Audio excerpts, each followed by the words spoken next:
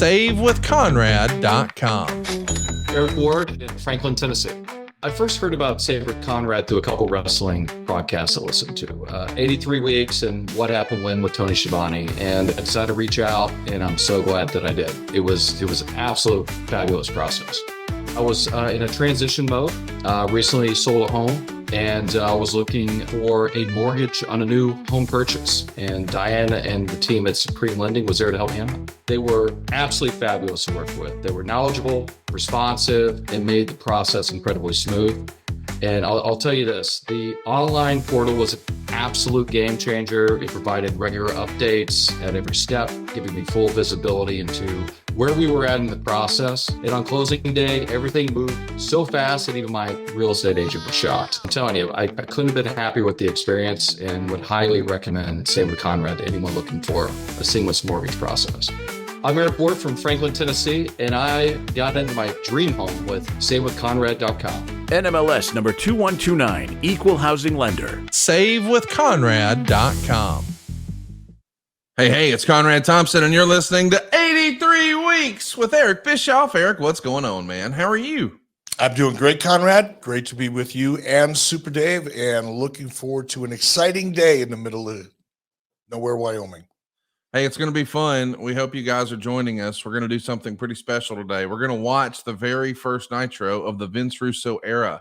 It went down exactly 25 years ago today, and you can watch along with us over on Peacock. It's season 5, episode 42. I can't believe it's been 25 years, Eric. Does it feel like it's been 25 years to you?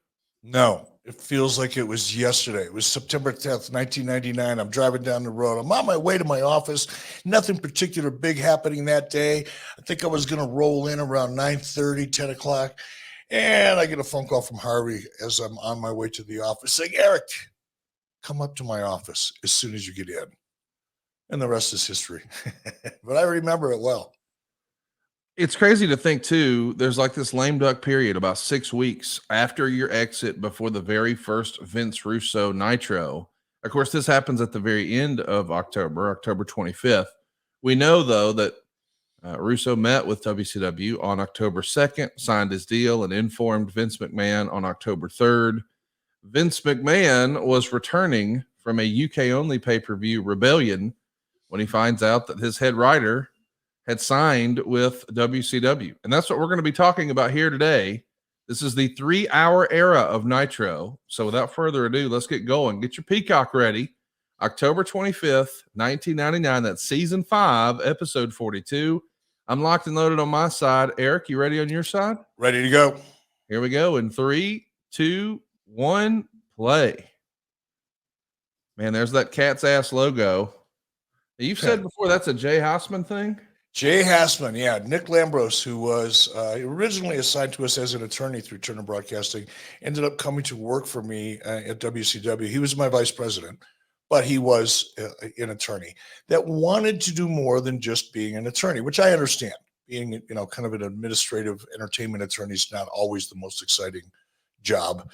But came over to WCW, left Turner Legal, came to WCW as vice president, and really wanted to expand into other divisions of the company. He wanted to be in charge of different divisions, and one of them was marketing. Hence the decision to rebrand WCW in terms of its logos and sets, and it was really Nick Lambros who hired Jay Hassman to come in and rebrand WCW. We're doing this show from Phoenix. There's 9,630 people who were there. They paid $217,857 at the gate. And we just opened, before we saw the open of the show here, with Sting, the real-life Steve Borden. I say the real-life Steve Borden because my man wasn't wearing any paint, and he's in the backstage area throwing chairs. He's clearly upset. As a reminder, this is the night after Halloween Havoc 1999. What'd you think of showing Sting here sans costume or makeup? I mean, I wouldn't have done it. I understand why Russo thought it might be a good idea if he wanted to somehow maybe connect with viewers at a different level by letting everybody know that there's a real person behind the desk. So I get that. but it's a bad idea. It's not that it doesn't make sense in some ways, but overall, if you had to put a positive weight in one hand and a negative weight in the other, the negative weight would weigh out. It just doesn't give you a good return on your investment. The character doesn't feel the same anymore. Sometimes the audience doesn't want to know what their fantasy really looks like or what their hero really looks like under the mask. So I think they kind of blew it in that respect. Briefly, while we're hearing Sting do a promo here, I want to run down what exactly happened at Halloween Havoc 99, just to give some context.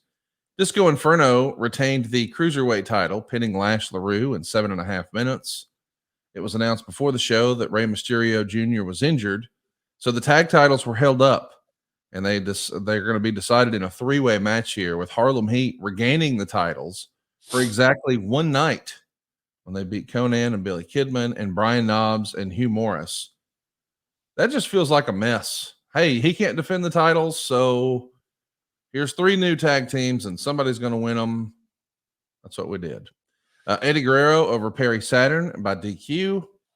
Brad Armstrong over Berlin. Yeah, Brad Armstrong won a match on pay-per-view at 4 minutes and 23 seconds. We would see Rick Steiner regain the WCW television title from Chris Benoit. Lex Luger beat Bret Hart in 7 minutes and 46 seconds. They're going to do a Hogan Sting angle next. Hogan at first isn't going to come out. When he finally does, he's in street clothes. He's going to whisper something to Sting and lay down, and then Sting covers him, and the ref counts 3. No bell ever sounds. Bill Goldberg is going to beat Sid Vicious to win the U.S. title. Diamond Dallas Page beat Ric Flair in a strap match. And Goldberg beat Sting and was given the WCW heavyweight title in a whole 3 minutes and 8 seconds. And that gets us to where we are now, where we're seeing Sting sort of dress down J.J. Dillon. And this feels, I'm not saying it is, but it feels like a heel version of Sting. I mean, he's even going to wind up putting the Scorpion Deathlock on J.J. Dillon, and J.J. is going to tap out. Of course, it's not a match. I don't know why he's tapping out, but what do you It's just it's muscle memory. That's all. It's just muscle memory. He had a flashback to the 4 Horsemen days. I don't even think tapping out was a thing in the 4 Horsemen days, but still, I get your point. What we're going to do here is we're going to have JJ say, hey, I agree with you, but we're going to strip the belt because he attacked Charles Robinson after the match. And we're going to start a 32-man tournament starting with this television show today. And we're going to crown a new champion on November 21st in Toronto. So on the one hand, you know, he's giving him what he wants. He's agreeing that Goldberg shouldn't be the champion, but we're announcing a 32-person tournament. With the benefit of hindsight, have tournaments in wrestling ever worked? I don't think they've ever drawn. We'll talk about that in a moment, but I got to point something out. This was essentially what the issue was at Bash at the Beach. Not the issue, but the plan. If we've talked about this before, people will probably remember. You know, Vince Russo has his version of what happened at Bash at the Beach to this day. I have mine, and Hulk's. But the idea that we pitched that eventually was kicked out, right? Brad Siegel sided with Russo, and Russo when Russo went into business for his own. Russo got his way. He got to shoot his version of what he wanted to do at Bash at the Beach, instead of what Hulk and I wanted to do at Bash at the Beach, was to end Bash at the Beach in some kind of a controversial finish where, you know, Hogan walks out the door with the belt. WCW's forced to create a new world title because Hogan's gone. He ain't coming back. And then we have a tournament to create a new champion. Here we are. It's just an interesting comparison. It's really the same idea. It's still weird for me to see Sting not in the backstage area, not wearing paint, but just out in front of the camera without it. Here comes Goldberg, full head of steam. He's like a bull in a china shop out there with Sting. What do you make of seeing Goldberg back in the WWE scene? You know, we thought it was a one-off, but boy, there sure is a lot of rumor and innuendo that maybe he'll be at Crown Jewel, or maybe there's more plans with Goldberg. Do you think we've seen the last of Goldberg in WWE? I don't know. I keep hearing these little tidbits. They planted a little bit of a seed, and I think it's the kind of thing that they can decide to water that seed and, keep it growing and keep it alive until they make a decision, or just, let it dry out and die. I don't know. Here's my bet. Like if he said, you got to make a bet, you got to make a bet. I would bet that we'll see Bill again. I would bet most likely it'll be in Saudi, because the Saudis have a very large appetite for characters from the 90s. That's what their audience in Saudi is most familiar with, or had been for such a long time. So I think, to me, it seems like Bill's one of the last of that era of major talent that can still get in the ring and still go. Everybody else, and I know this because I was there for a minute in WWE, every time that we would go through the list of legends that are available for an event, particularly for Saudi, because that's what they were looking for, they were all on do not touch lists, meaning, that was their category. They could be at ringside, they can run their mouth, they could do promos, they could do all that stuff, but you can't touch them. Bill's not on the do not touch list. At least he wasn't in 2019, and I suspect he's still not. So maybe, but I think it'll be in Saudi. We're seeing Tony Schiavone looking all suited and booted here. He's got a colorful tie on. He's got a window pane blazer on. Like, how about Tony getting all dolled up here for the first Nitro of the Vince Russo era? Yeah, not a bad idea. Not a bad idea. It's a new look for Tony. He looks good here. Dropped some weight.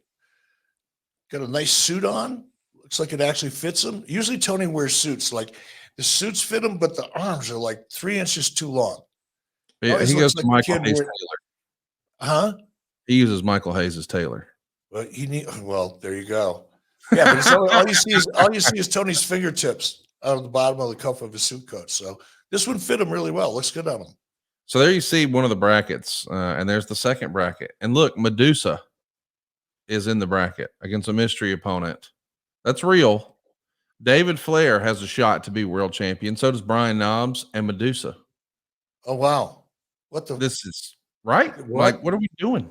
Like, I didn't even realize this. I didn't watch this, so there's no way that I would have noticed it. I don't think about it, so there's no way I'd remember it. So this is like freaking news to me. Medusa getting a shot at the World Heavyweight Championship. Wow, how progressive is that?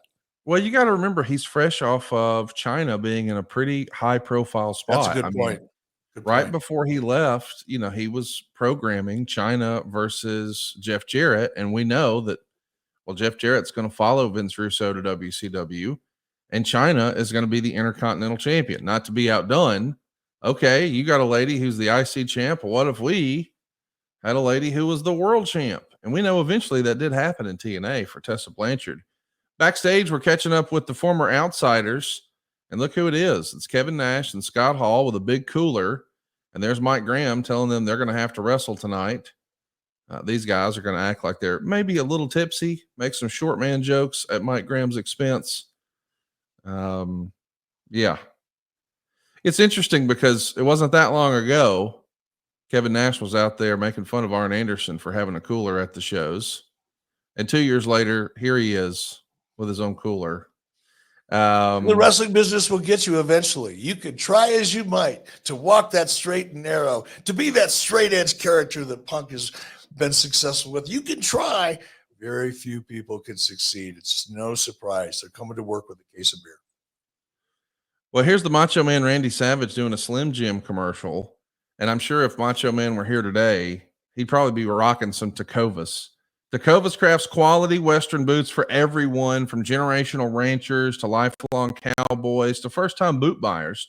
Born in Texas back in 2015, Takovas makes it easy for anyone to find their perfect boot. Every one of Takova's boots are handcrafted with over 200 meticulous steps for broken-in comfort right out of the box. Whether it's a long day or a big night, your Takovas are built to last and impress. And that's why Esquire loves them and says there's a reason we keep coming back to Takovas. And from what I understand, Derek, this has been a regular part of your routine. You're Mr. Rancher himself out in Wyoming. How much are you loving your Takovas? Look, I know we get excited about a lot of products here because we've got a lot of great sponsors that have been supporting us for a long time because our audience supports them. And I appreciate that, each and every one of you. I mean it sincerely. But I also want you to know when we get product to test before we agree to promote them, sometimes, more often than not, I'm really, really excited about that product because there's so much innovative stuff coming down the pike, and a lot of them start promoting on podcasts, so it's kind of fun. Takovas boots, though, I got mine. I put them on. Now listen, let me back up. I know freaking boots. I live in the middle of Wyoming. I know boots. I've got a closet. I bet you I've got $10,000 worth of cowboy boots in my closet that I don't wear. I got Lucchese's, just beautiful boots. They look great on a showcase. Gorgeous boots, well crafted. I don't wear them because they're not comfortable. I put on these Takovas boots when they say they're kind of broke in right out of the box. They are not BSing you people. I can wear them around the house like slippers. That's how comfortable they are. They look great. The fit is awesome. I've walked all day in them. They're comfortable as hell. Love this product. Love these boots. Check them out. If you've ever wondered if you can pull off boots with your personal style, you owe it to yourself to put your feet in a pair of Takovas. I got to tell you, they've got the best in the West guarantee where you get free returns and exchanges for 30 days. But here's the reality. You can't have a good time in bad boots. Right now, get 10% off at tecovas.com/83weeks when you sign up for email and text. That's right, 10% off at tecovas.com/83weeks. Tecovas.com/83weeks. See site for details. And that's 10% off an already really great price. So we just saw a backstage interview from Norman Smiley. And now here comes Bam Bam Bigalow coming to the ring. This is a sad era of my Bam Bam Bigalow fandom. I didn't like when my man was wrestling in t-shirts. I need the full fire bodysuit. It looks cool. I just don't like this look as much. And I know it's a silly thing, but I can always tell which era of Bam Bam it is based on what he's wearing. And this is probably not my favorite version. Is it just because of his gimmick, or is it just because you don't like the kind of stories he was in or the people he was working with, or just nothing compelling? I just don't think Bam Bam ever was all that great in WCW. I don't think he was ever positioned all that great. Like, I loved his work in ECW, and that's what I thought we were going to get, and we just didn't. Now, I do love the idea of this match in particular. I mean, this feels like, you talk about styles clash, Norman Smiley and Bam Bam Bigalow. Come on, that's fun. And it's fun for us because it gives us a chance to see just how good Norman is. And by good, I mean the ability to work with different people, different styles, and to be able to adapt and to do it really well. That's the mark of a real pro. And I think that's, I don't know. I don't remember seeing this match, but I would imagine that's what we're going to see out of Norman here. You're not going to see very much. Bam Bam's got a hurt back here, so it's only going to go like a minute and a half. And maybe that's why he's wearing the t-shirt too. He's injured. He's hurt. He's not feeling it, but hey, we got a show to do. Man, look at those mustache on Nick Patrick. Goodness gracious, what a mustache. Yeah, I think he was doing porn on the side at this time. That would make Tom Selleck jealous, that mustache he's got. Nasty Nick Patrick. Oh, was that the deal? Nasty Nick? Yeah. He was an aspiring porn actor. Oh, goodness gracious. Listen. Just kidding, Nick. Come on now. He's got a good sense of humor. What was his finish? Would he count to 3? Let's move on. He made every match a no holds barred. What are we doing? Never kicked out, but he always pulled out. Yeah. Oh, well, we got to move on. Going too far. Over the weekend, of course, we mentioned Halloween Havoc. The day before was Halloween Havoc, but 2 nights before in Las Vegas was a Mike Tyson fight. And allegedly, you were at that Tyson fight with Hulk Hogan in Las Vegas, the same town where Halloween Havoc was happening the very next night. Do you remember that? I don't. Do you remember ever going to a Mike Tyson? I've never fight? been to it. Was I at a Tyson fight? Well, that's what was reported. I'm asking. I don't recall ever being at a Tyson fight. I'm actually sitting here going, man, was it one of those trips to Las Vegas with Hulk where I maybe don't remember some stuff? Because there were more than one or two of those. But I don't remember going to a Tyson fight with Hogan. I'd remember that because Hogan would have gotten freaking mobbed. That's weird. It's the first time I think I'm hearing about it. Now, I hope somebody can come back and say, here's a picture of you and Hulk at the Tyson fight so I can call Hulk and ask him how it was. But I don't remember it.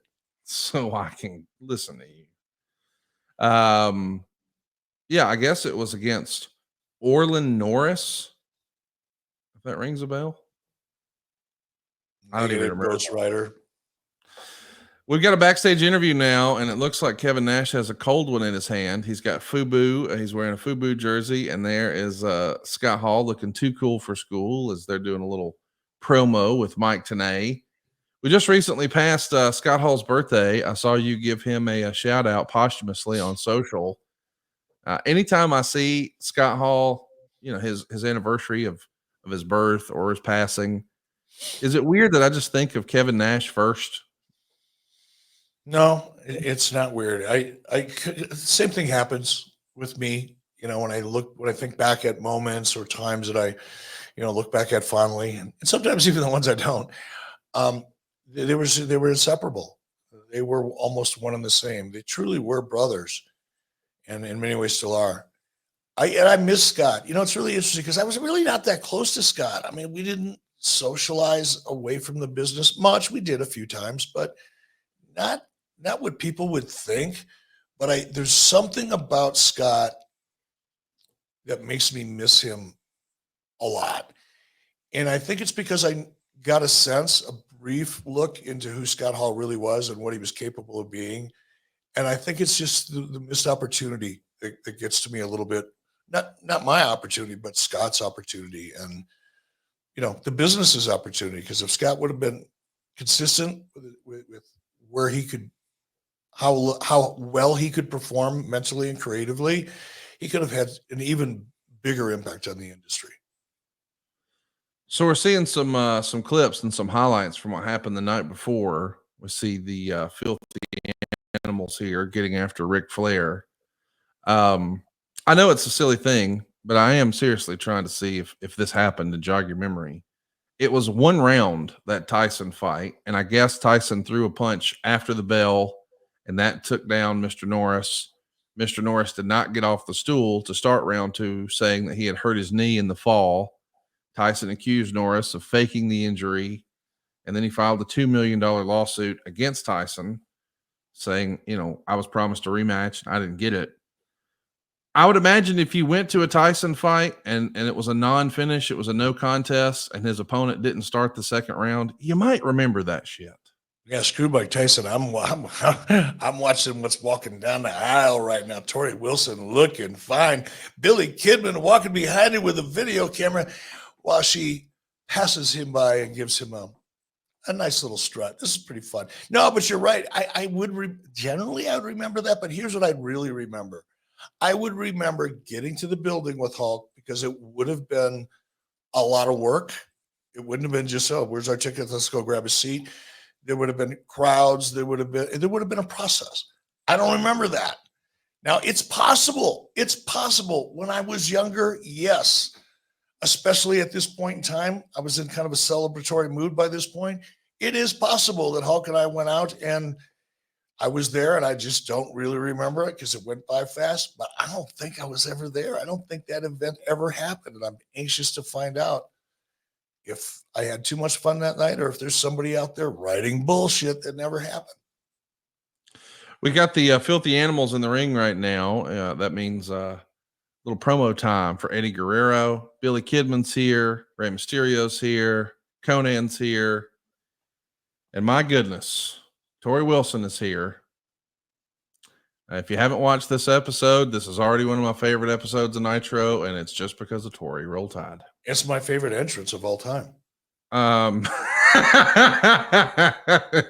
Nobody tagged Mrs. B in that on social. Hey, we got to mention some other little news and notes from the time. I can't believe this is real, but this is what's written in the Observer. There's been talk of Bischoff returning to either manage Hogan or manage Hall and Nash, according to one of the aforementioned three. It was even considered to debut him this week, but it was decided it hadn't been enough time since he was gone. The plan was also to keep Hall and Nash in the crowd and not do angles or wrestle until December, but that's been rushed as well. Eric, I somehow don't believe that you were ever in talks to come back as just a performer. It's just more Dave Meltzer bullshit and fiction. That never happened. Nothing that could be misconstrued. Nothing that happened that could be misconstrued even ever happened. It's nonsense. And just so you know how little Dave Meltzer understands, it's not like WCW could pick up the phone and say, okay, Eric, we want you to come back as a manager. I was done. They pay-or-played me. That bullet left the fucking barrel. Once that bullet, the pay-or-play bullet, leaves the barrel, you can't put the bullet back and tell somebody to come back to work. You just have to pay them. And that's where I was. So the idea that I would come, first of all, to manage anybody, bad take anyway. It's not unlikely I would have done that. Two, I didn't need to do it. And legally, there's no way they could make me do it. The conversation never happened. A conversation should have happened when we were doing this angle. We just were shown the Billy Kidman video camera footage of burying Ric Flair in the desert. We've heard about this in years since, but I don't think a lot of people remember one of Vince Russo's first creative decisions in his Nitro run was let's bury Ric Flair in the desert. Of course, we saw the filthy animals stuff him in the back of the ambulance there, run off with the ambulance to the desert, and now we're going to bury him in the desert. And listen, I get that from a Las Vegas perspective. You take a look at, really popular movies like Casino, and there's lots of conversation about burying people in the desert in Las Vegas, gangs and mafia and blah, blah, blah. I get all that. I think that makes sense. But it is a little silly to see a guy in his wrestling boots, his wrestling trunks, his knee pads, strapped to a gurney, and then we're going to pretend to bury him in the desert, but then show it on TV the next day. It's a little weird. It's a little stretch. What do you think of that creative? Oh, it's just awful. Vince Russo likes to entertain himself.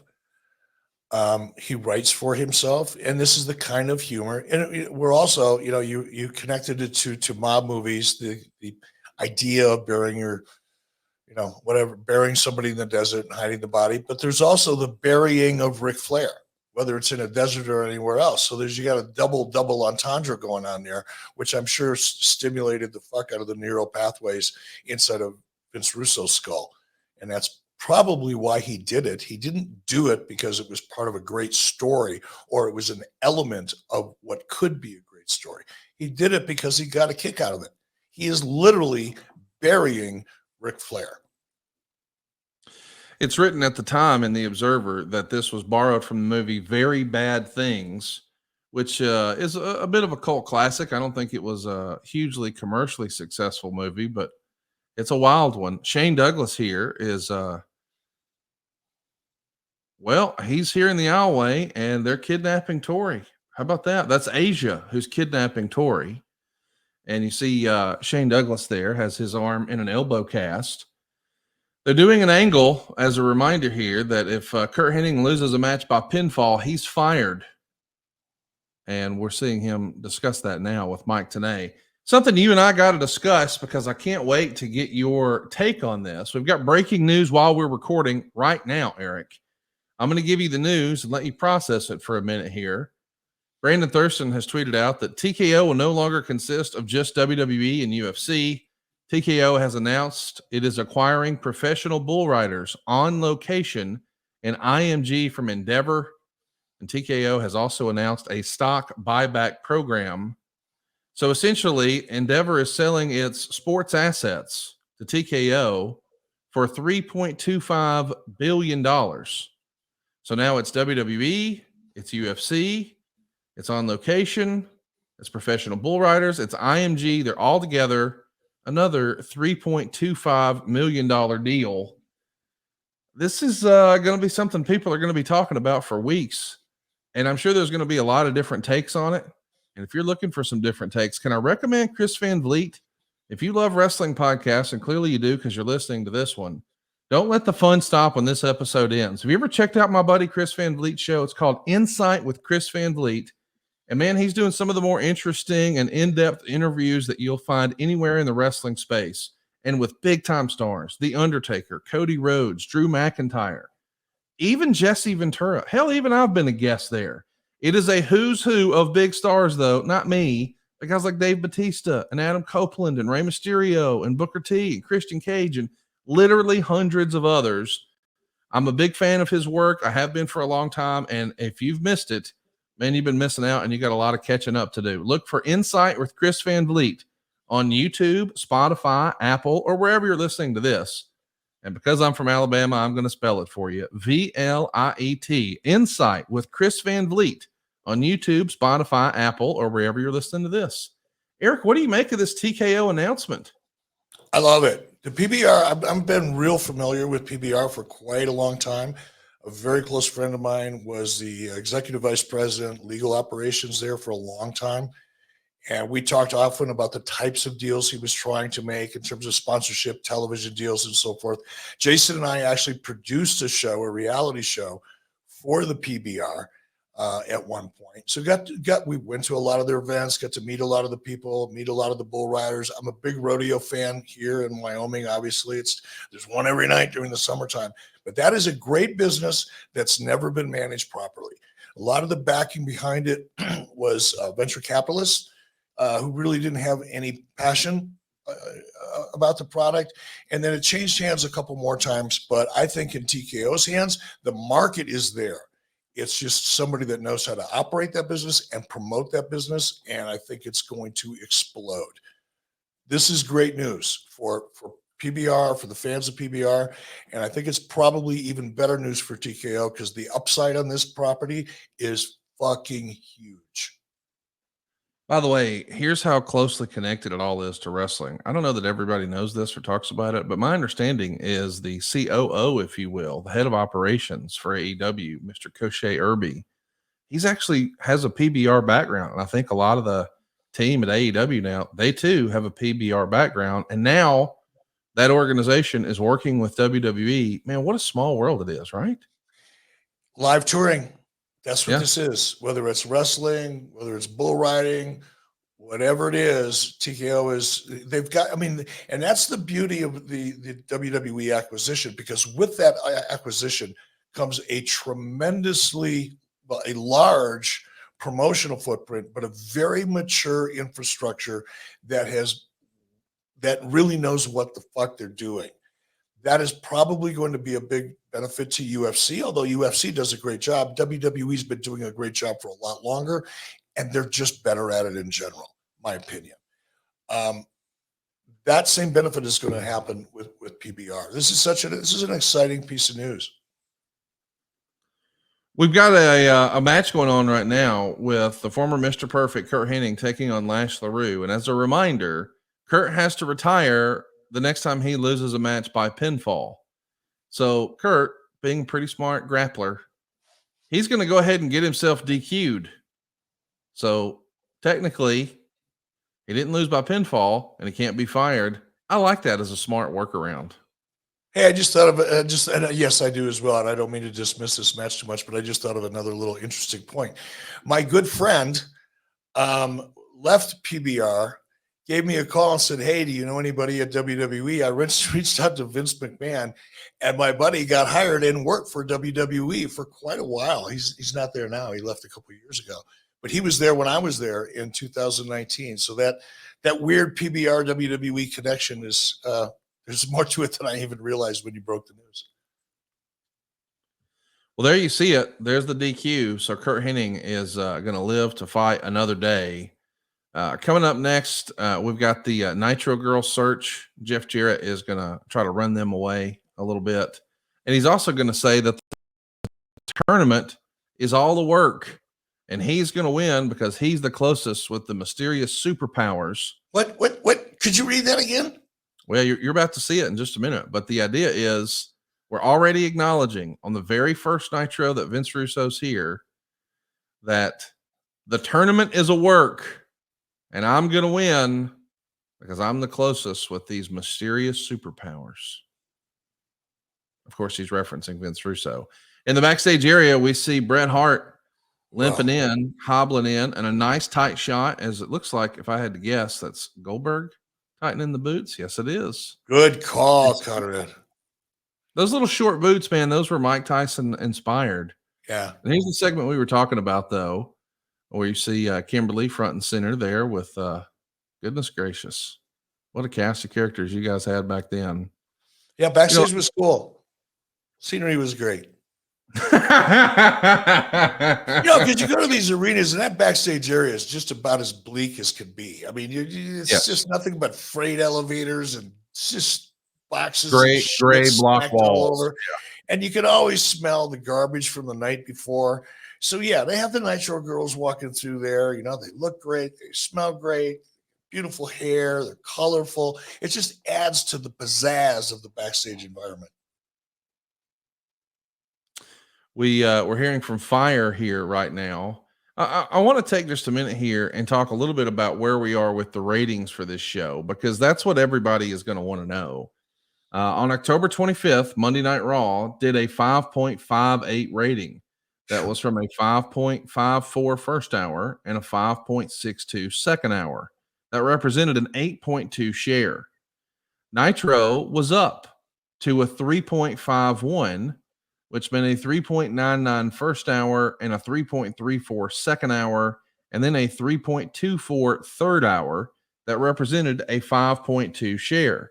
And as a reminder, Monday Night Football is alive and well. This is October, so we've got real competition here. And that game does a 12.52 rating and a 20.8 share. My goodness. When you think about if you combine WWE and WCW Nitro head to head against Monday Night Football, you'll understand why the NFL took out a full-page ad in the Wall Street Journal to remind everybody that Monday Night Football is still pretty good. They pointed out the top 5 of the top 10 programs in all of television were either WCW, and at the time we were top of the list, as number 2 and 3 against Monday Night Football, and WWE was not far behind us at the point in time that this article came out, not necessarily at this point in time in terms of what we're watching. But you know, I love reading today, you know, Dave Meltzer's garbage and the spin he puts on stuff, talking about competition. Like Raw and Nitro never had any. We were up against the same things. But in this case, 8.8 million, a combined 8.8 rating, which would equate to approximately 12 million people based on the formula at the time, against Monday Night Football. How freaking awesome is that? And this is WCW in a very weakened state. It's crazy. What's interesting to me is just little things that you catch here and there. Like Dave wrote in the Observer at the time, probably the most significant stat of all is that Raw's rating didn't increase from last week when it was well below its average over the past few months, which could be explained by both the Yankees in the playoffs on Fox and the New York Giants on ABC being important games on network television. This week, the only explanation is that Nitro is starting to close the gap. So you weren't heads up here with a World Series game, but this is the year where it was the Yankees and the Braves in the World Series. It's interesting, you know, what's old is new again. The Yankees are in the World Series this year in 2024 against the Dodgers. I know you're not necessarily a huge baseball fan, but you got a prediction? You going Dodgers or Yankees, Eric? I'm going to have to go Dodgers just because of Shohei Ohtani. I love his story. I'm not a huge baseball fan. I'm not going to be able to talk about stats or anything like that. But I love a great story, especially a sports story. And there's been enough controversy in the Shohei Ohtani story, but the performance of this young man is just unbelievable. So I'm going to go with the Dodgers for that reason alone. The entertainment factor for the Dodgers is much higher for me, personally than the entertainment factor of the Yankees. And I know everybody in New York's going to hate me even more than they already do for making a statement like that. But you know what? It's my show. So there you go. Raw was going to double Nitro's head to head in a 45-minute period. The strongest rating segments for the WWF were a 6.19 rating for the China and D'Lo match, where they wrestled Chris Jericho. And what's written here as transvestite Stevie Richards. That's exactly what it says in the Observer. And that went head to head with a 2.70 rating for Nitro. Oh, wait a minute. Was Stevie Richards was a transvestite gimmick his gimmick, or is this Dave Meltzer editorializing on Stevie Richards? Do you know? They were trying crazy characters. I'll say that. But I don't know. I don't want to talk about it. How about that? So I'll go with that. We're not going to talk about it. We're going to talk about the fact that there is Halloween Havoc in NXT now. I don't know if you knew this, Eric, but Halloween Havoc, which was your baby, you've said on this program many times that Halloween Havoc you considered to be the WCW version of WrestleMania. I and a lot of other fans thought, well, that's Starrcade. And I have come around and I agree with you. I understand Halloween Havoc certainly was the biggest show. But now it's back. And of all the brands that WWE borrowed, they used Starrcade as like a house show event in Greensboro, I don't know, like 8 years ago or so. And Great American Bash, man, that's been around for like 20 years in the WWE. But Halloween Havoc, it exists in WWE, but on NXT. And they're doing a pay-per-view this Sunday. What do you think of them breathing new life into the Halloween Havoc brand in WWE and NXT? I love it. I mean, it was my favorite event. It's my favorite time of year. October is a great month for pay-per-view. It's one of the reasons why, because you're right, Conrad, in the eyes of so many wrestling fans at the time, Starrcade was our WCW's version of, I don't even want to say WrestleMania, but it was the biggest pay-per-view of the year for WCW. It had been for a long time. It was branded as such. People talked about it that way. I just didn't feel it, and I hated a pay-per-view around Christmas time for a lot of obvious reasons from a financial business perspective. It kind of had an impact on us.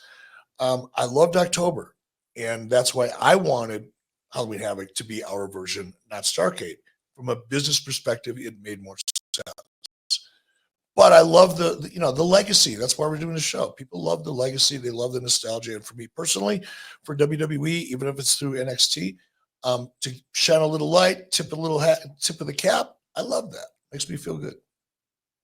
We just saw a backstage interview with Sid with Mike Tenay. I feel like we've used Mike Tenay a lot. What do you think of the use of him as the backstage interviewer guy? I mean, we saw Mean Gene in the ring with the Nitro girls earlier, but we've seen multiple Mike Tenay cutaways in the backstage area, whether it was from the night before or here tonight on Nitro. What do you think of the use of him as a stick man? Depends on the situation. I think if it's an in-depth interview where you're not trying to get a character over, but perhaps trying to advance a story and subtly, help the character get over at the same time. But if it's one of those sit-down, in-depth type of conversational interviews, there's probably nobody better than Mike Tenay at the time. If it's a promotional interview that's designed to try to create urgency and get attention or be really highly entertaining, Gene would have been your guy. So it all depends on what kind of a backstage promo it was. Eric, I'm going to be honest. I don't know shit about wrestling, and I know even less about TV. So I ask myself, why do I feel this way? But as a fan, I feel like this is a misstep. We just saw the Big Filthy Animals promo. They had Tori Wilson looking as only she can look, as the Nature Boy might say. They revealed the big video of them burying Ric Flair in the backstage area. And now they're coming out to the ring again, almost to serve as a distraction for Perry Saturn so Eddie Guerrero can make the attack. But whenever you see the same act come down the entranceway a second time in the show, not like 2 hours later, but a couple of segments later, it feels like we're doing the talent a disservice, because I, as the fan, I think I would say, wait, why are these guys back out here already? Like it So feels like right. you're coming out to diminished returns. Like it's too soon. Like I understand that you might have an angle where you need them out there, but shouldn't you have a little more distance? Like, shouldn't that be like 2 hours later, not 2 segments later? It's funny how you say you don't know anything about wrestling, you don't know anything about TV, but you're pointing out something that most people wouldn't pick up on. You're diluting the talent. And what's interesting is if you're in the arena, if you're producing the show, especially because you should be listening to your audience if you're producing a show, if you're so focused on that little fucking monitor sitting in front of you and the crap that's going on inside your headsets, and you're not feeling and hearing the audience, you don't know what you're doing. You're not good at your job. And if you are listening to your audience and you are a good producer, it's blatantly freaking obvious how bad of an idea this is. You should only make this mistake once in your entire career, maybe twice, unless in case you were distracted the first time. But it's so painfully obvious that when you do exactly what you said, you're bringing them out and you bring them out again very shortly thereafter to extend another angle, you lose about 50% of the reaction or more. And God forbid you do it again. I've been guilty of this. I learned the hard way, folks. It's a horrible idea. If you see someone execute a horrible idea, and then you get an opportunity, don't do a horrible idea that somebody else has done and everybody knows about it. It's kind of crazy. It's like walking out in front of a moving vehicle in the middle of an intersection. Why would you do that? You know what's going to happen. That's what we're seeing here. By the way, there's smoke coming out of the ring posts here in the middle of the match. Hmm. I don't think that was the plan. Why would they smoke? I don't know, but they are. I mean, all of a sudden, what are they grilling hot dogs on the ring post? I mean, are they filled with charcoal or what?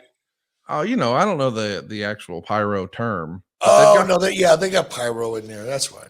They got something in the ring post on the corner, and all of a sudden, just in the middle of the match, it's not like Kane came down from the other show or anything. And all of a sudden, it's getting a little smoky in there. Somebody was. We're going to see Saturn beat Eddie Guerrero on Nitro, which I know sounds like, hey man, that sounds like a good match I'd like to see. 3 minutes and 39 seconds is how long they go here. David Flair is going to lay out Eddie Guerrero with a crowbar.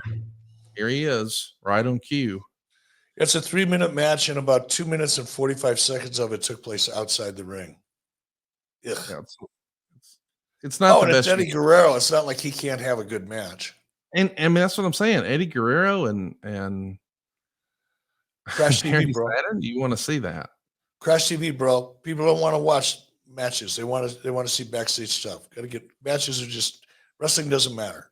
That's thankfully we know that Vince Russo's philosophy.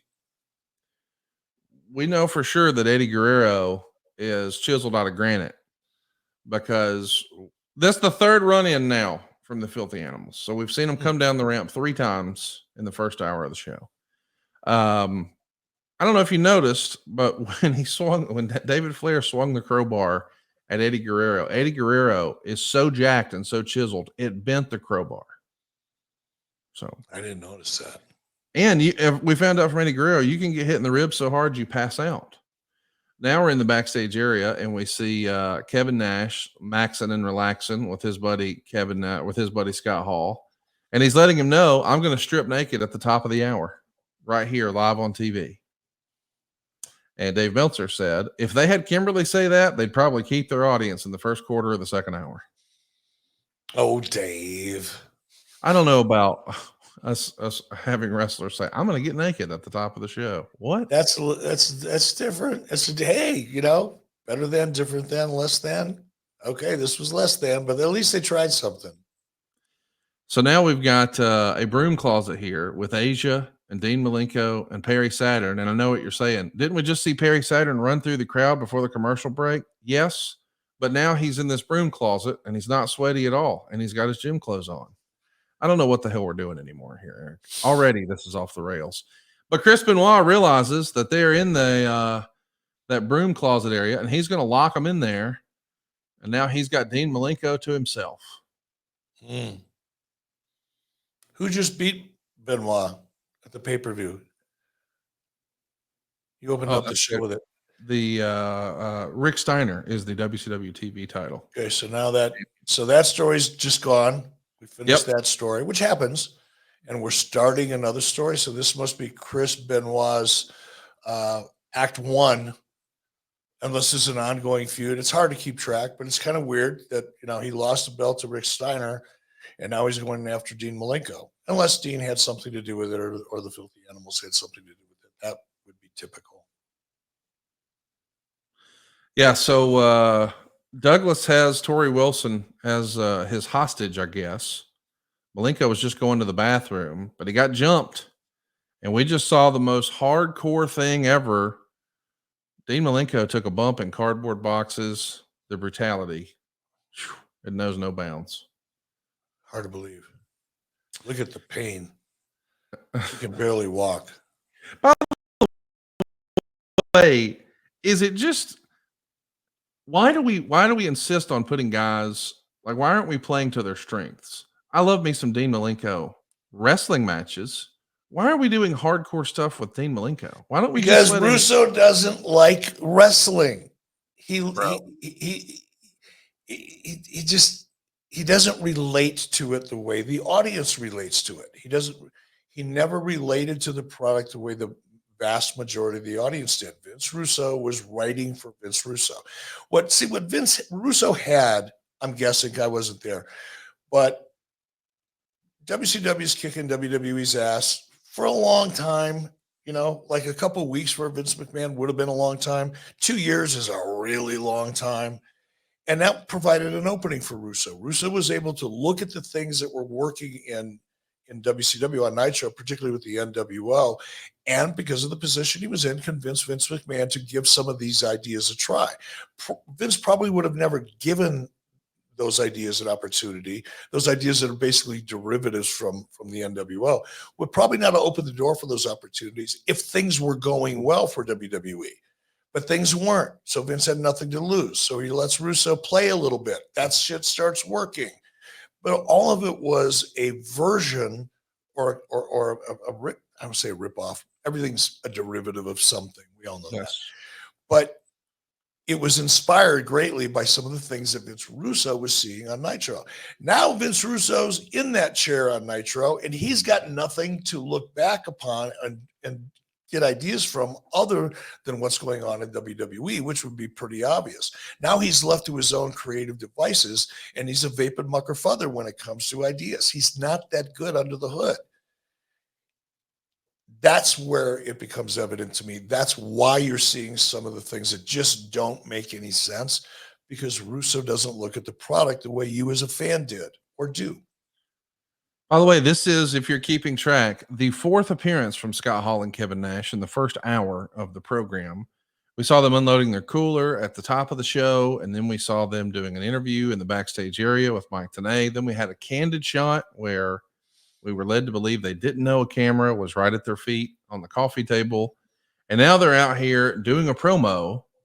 And this is technically the crossover. So I get you want to have big stars here to make sure they're not tuning in to Monday Night Raw at the start of the second hour. But I wonder, again, I don't know shit about wrestling. I don't know shit about TV. But if I've already seen them 3 times, why would I think that seeing them the 4th time would make them sticky? Wouldn't I build some intrigue on the first one? And now this is the payoff. Why would we feel the need to do it 2 times in the middle? Am I over analyzing this? No, not at all. It's blatant. It's just blatant lack of understanding how to produce a format. And I'm really, I would imagine, I obviously wasn't there when this show aired. I was here in Wyoming fishing down the road over that way and not paying any attention. But I can't imagine that the talent, right off the bat, this is Russo's first show. I think somebody would have, and a lot of these guys knew Russo. Kevin Nash asked me to sit down and have a conversation with Vince Russo over the phone a year before all this, or a year and a half before all this. So Nash knew Russo. You think he'd pull him aside and say, dude, what the fuck are you doing to us here? 4th time, one night? Why is anybody going to care? And maybe they did. Or maybe they did in a week or 2 after it kept happening. I don't know. But it is weird. You're absolutely right. It's a good call. What else is a good call is checking out True Classic. I am a big believer in this. If you haven't already, I want you to go out of your way to check it out. TrueClassic.com/83 weeks. What you're going to find is some of the best-selling t-shirts, hoodies, jeans, and more. But they come in 3, 6, 9, and even a 12-pack. Here's why that matters. I think we've all had a favorite shirt, a favorite hoodie, a favorite pair of pants just to lounge around the house. And man, we just wear them until they're threadbare because we love them so much. The trouble is, once you realize you love that pair of pants, you can't just go get them again because, well, the company's already moved on. They got some sort of new style out, and it's just not the same. That's what I like about True Classic. Man, when you find something you really like, why don't we get like 6 of them? I saw my wife wearing some pants the other day, and I said, baby, you need those in every color. Well, now you can, thanks to True Classic. It's premium products at an affordable price. Shirts that are designed to accelerate your best features for that perfect fit. It's snug in the arms and the chest with just the right amount of room in the midsection for guys like me. And they've got all the fall must-haves. You got long sleeve Henleys, you got waffle hoodies, you got jeans, button-ups, joggers, and more.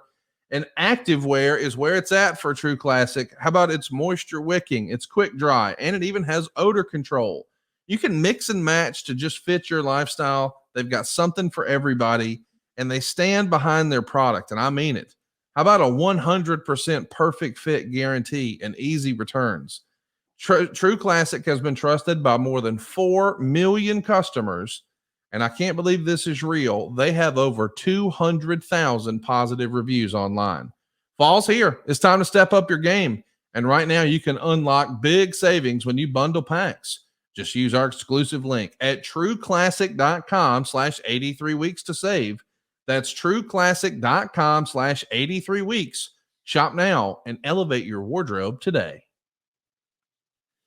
Eric, we just saw Goldberg cutting a promo from the bleachers. So he was responding to Kevin Nash and Scott Hall, who were in the ring, but he was doing it from the crowd. I kind of like that. I mean, I know that was sort of DDP's thing once upon a time. I don't know that I necessarily would have done it right there because I feel like such a big part of the Goldberg character is the entrance. But hey, we saw him. Oh my gosh, I forgot that's on this show. Take a look at what we're seeing now. The Macho Man Randy Savage is coming to the ring with Gorgeous George, and this is where he's wearing the sequined outfit. I mean, just head to toe in red sequins, a top hat, a blazer, the pants, and of course, Gorgeous George dressed to the nines in the exact same material. This promo we've seen clips of, even in some of the Vice documentaries about the Randy Savage, Gorgeous George time together. What do you remember, if anything, about the Gorgeous George Randy Savage relationship? It was interesting. I don't be careful how I characterize it because I have a lot of respect for Randy. Randy was very excited about it. He helped trademark Gorgeous George, or helped, or at least attempt to get a trademark. Randy had a vision for this, and I don't want to imply that there was any, fun stuff going on. And there may have been, I don't know. That never really came up in any of my conversations with him. But, no, it's his real life girlfriend. Oh, I didn't even know that. So yeah, it didn't start out that way. But Randy saw something in her, and I don't know if it's because he was attracted to her or if he saw something that the rest of us didn't quite see. But Randy was. I mean, let's look at him. He paid for that stuff, not me. He spent a lot of money and a lot of time on this idea of Gorgeous George and himself. So he was passionate about it, evidently in more ways than one. Good for you, Randy. This is the interview where Gorgeous George alleges that perhaps Randy was under the influence, that perhaps they were partying a little too much. As the story goes, she was an exotic dancer when they met. I believe that's the way I've heard it. And Randy really liked what he saw. And so here we are. And allegedly, I forgot about all of that. My God. Allegedly, Randy's supposed to be talking about how the writers consider him different than Flair and Hogan, not in the same league. And then he's going to start talking about passing the torch. And Meltzer would say, which I presume means himself with a new character, but it ended up going nowhere. This is what most people regard to be his absolute worst promo. And we would love to let you hear it.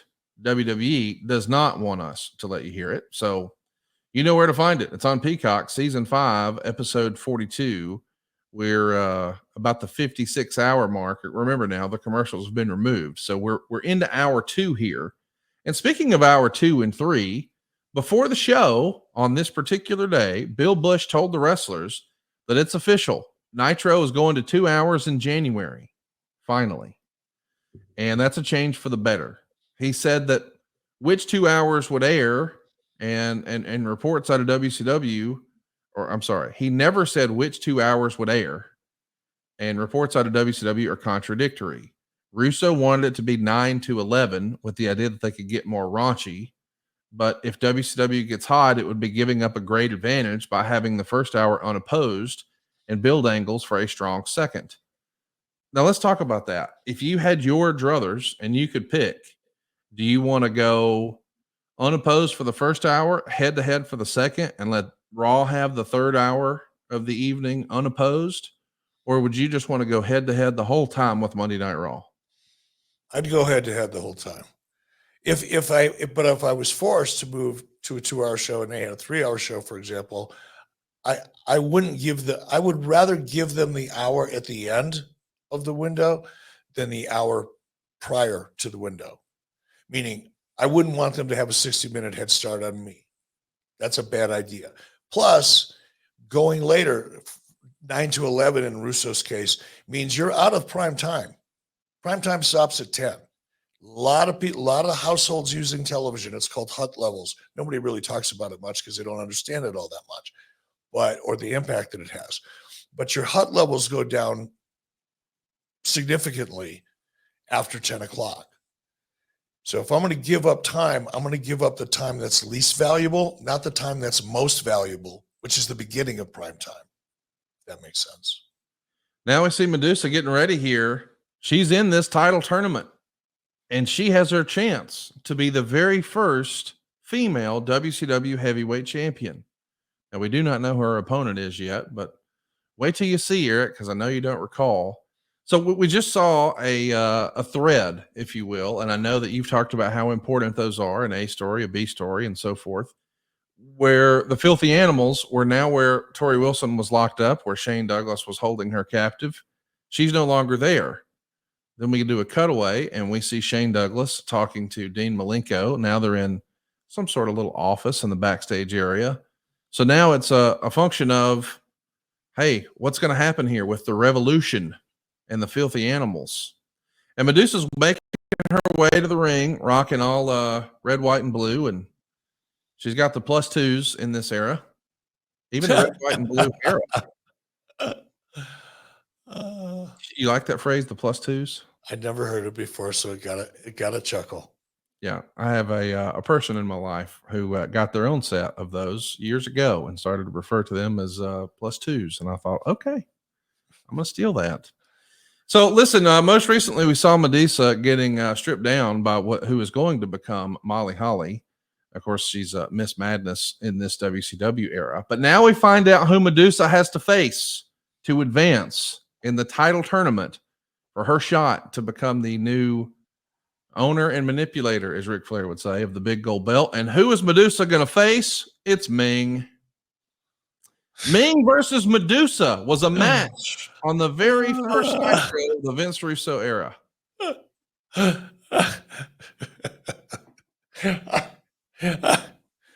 Look at Medusa's face. That tells the story.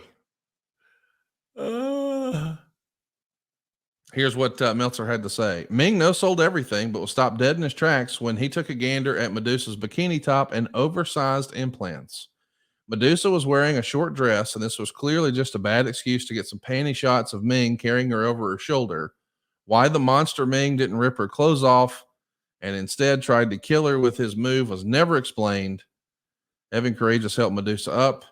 He's probably young enough to be her daughter. Son. That's what's written in the Observer about this recap. By the way, I love this look of Ming. This is the coolest looking gear he ever had. I agree. This is so stupid. I can't.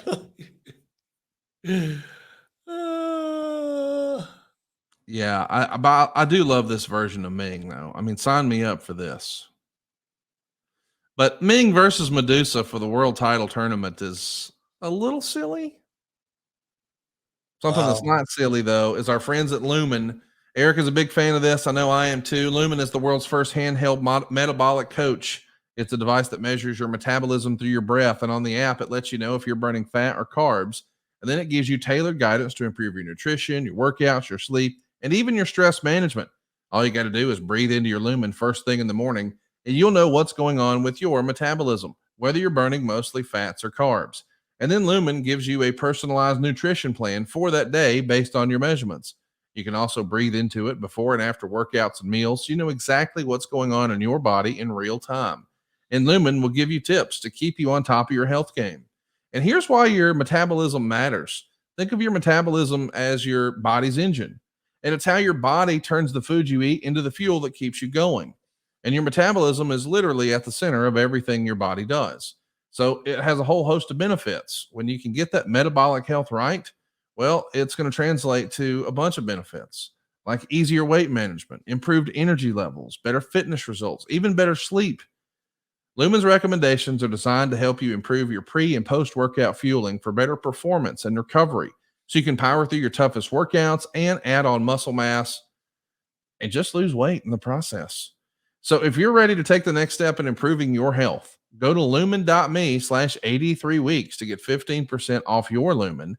That's lumen.me/83 weeks for 15% off your purchase. And we thank you, Lumen, for sponsoring today's episode. I wish Medusa had a Lumen to breathe into after the Tongan death grip, because I think it would tell her, don't get booked in any more intergender title tournament matches on Nitro. Goodness gracious.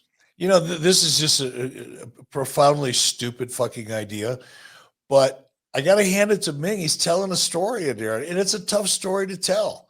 I mean, his character, all expectations. Huh? It exceeded my expectations. It did. I mean, it's still stupid.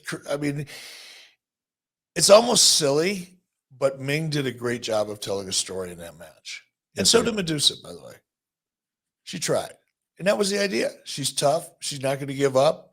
She was facing a monster, and she stuck to it. I still wouldn't have done it, but I admire the work that the talent put into the match. Here comes Evan Courageous. Tony Schiavone has a big heat with Evan Courageous. Why? Because he had an angle with Medusa, and Tony Schiavone wanted that angle with Medusa. Oh, poor Tony. He wanted to be able to carry Medusa to the backstage area. I get it. Hey, Eric, we got a live studio audience, and we're getting all kinds of questions here. I'm going to ask you some, but we also have a private chat with the way we produce our show, and I asked a question an hour ago. I'd love for you to take a look at when you get a minute. In the meantime, Chris North wants to know, the cruiserweight division went from Benoit, Eddie, Ray, and Jericho to Disco. At what point did you know the cruiserweight division had jumped the shark? That's interesting, because I think most everyone listening to this would say, man, the cruiserweight stuff in 96 and 97 and 98 was fantastic. But it does feel like by 99, 2000, 2001, it's not positioned the same way. Is there a point where you feel like it jumped the shark? Was there a jump the shark moment for you for the cruiserweights? I think when they just started, when they lost the focus on the cruiserweights and began putting the cruiserweights in other divisions, it just didn't, for me personally, it just didn't mean as much anymore. We see all of a sudden, with no fanfare, no entrance music, none of that, Malinko just slides in the ring, grabs the microphone. So, man, we've got a big, we have seen now Scott Hall and Kevin Nash for the 5th time. There's so much exposure on this show for the Revolution, for the Filthy Animals, for Hall and Nash. Like, if nothing else, we got to compliment Russo on, he's trying to have a thread through the whole show, and he's got 3 that we know of. But I'm wondering if there's too much. He feels like he's just hitting us over the head with it. Yeah, he is. He's forcing it. And they're not that well produced. They don't move the story in a compelling way. It's just a reminder of what's going on. And I get it. He is overdoing it, and he's underproducing it. in terms of the quality. Hey, I know there's some questions about whether we're going to cover the new lawsuit in WWE, this one related to the quote unquote ring boys. The answer to that is no.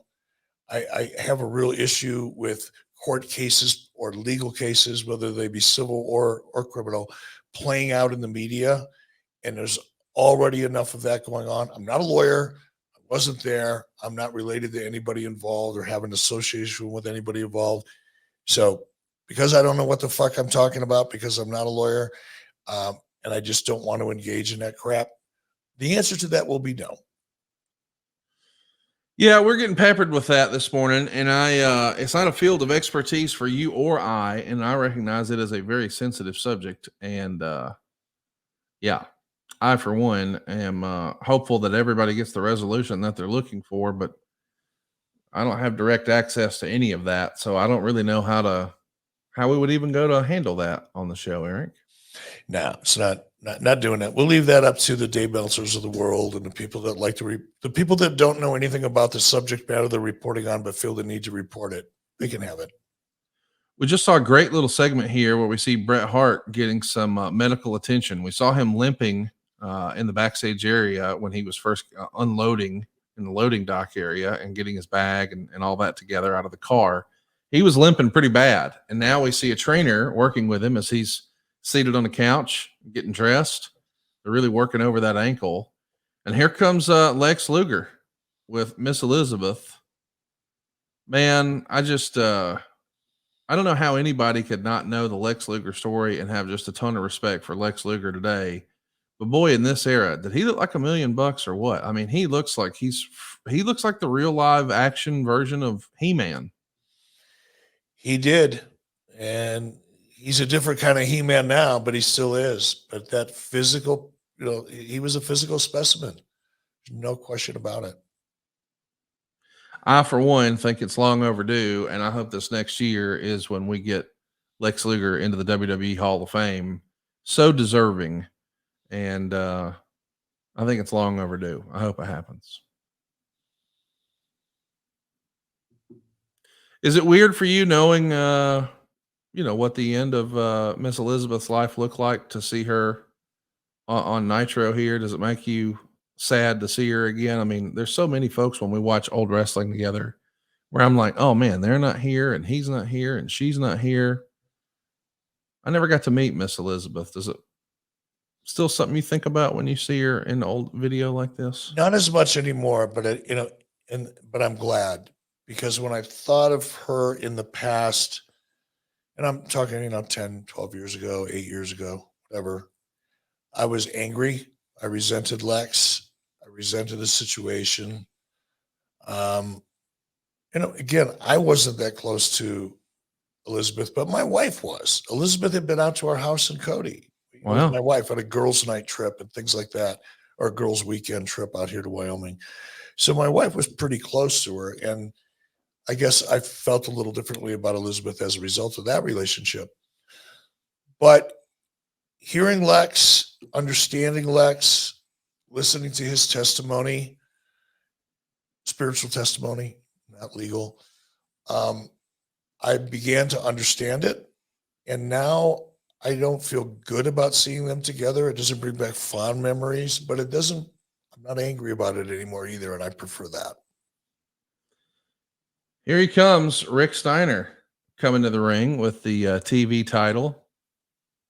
I think when people think about Rick Steiner as a single, they more often than not probably think about him early in his career before the Steiner Brothers run. I do. For whatever reason, Rick Steiner as a single here towards the end of WCW, I don't know. It's a blank spot for me. Like, I know it happened, but I couldn't tell you any of my favorite matches or promos or moments. I mean, I remember the whole Chucky bullshit y'all did, but outside of that, maybe I prefer Rick as a tag team wrestler. I mean, the Steiners were my absolute favorite tag team as a kid, but yeah, him as a singles guy here, I don't even really remember much about this besides the Chucky nonsense. Well, he didn't, excuse me. Rick never really got the focus as a singles performer that Scott did.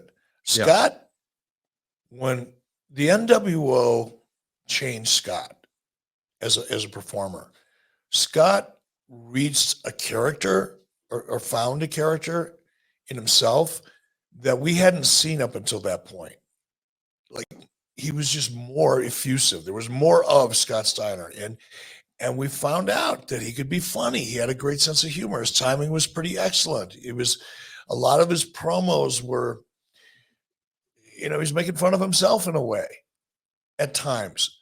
But then he could also turn it on and just, rip you limb from limb live on television.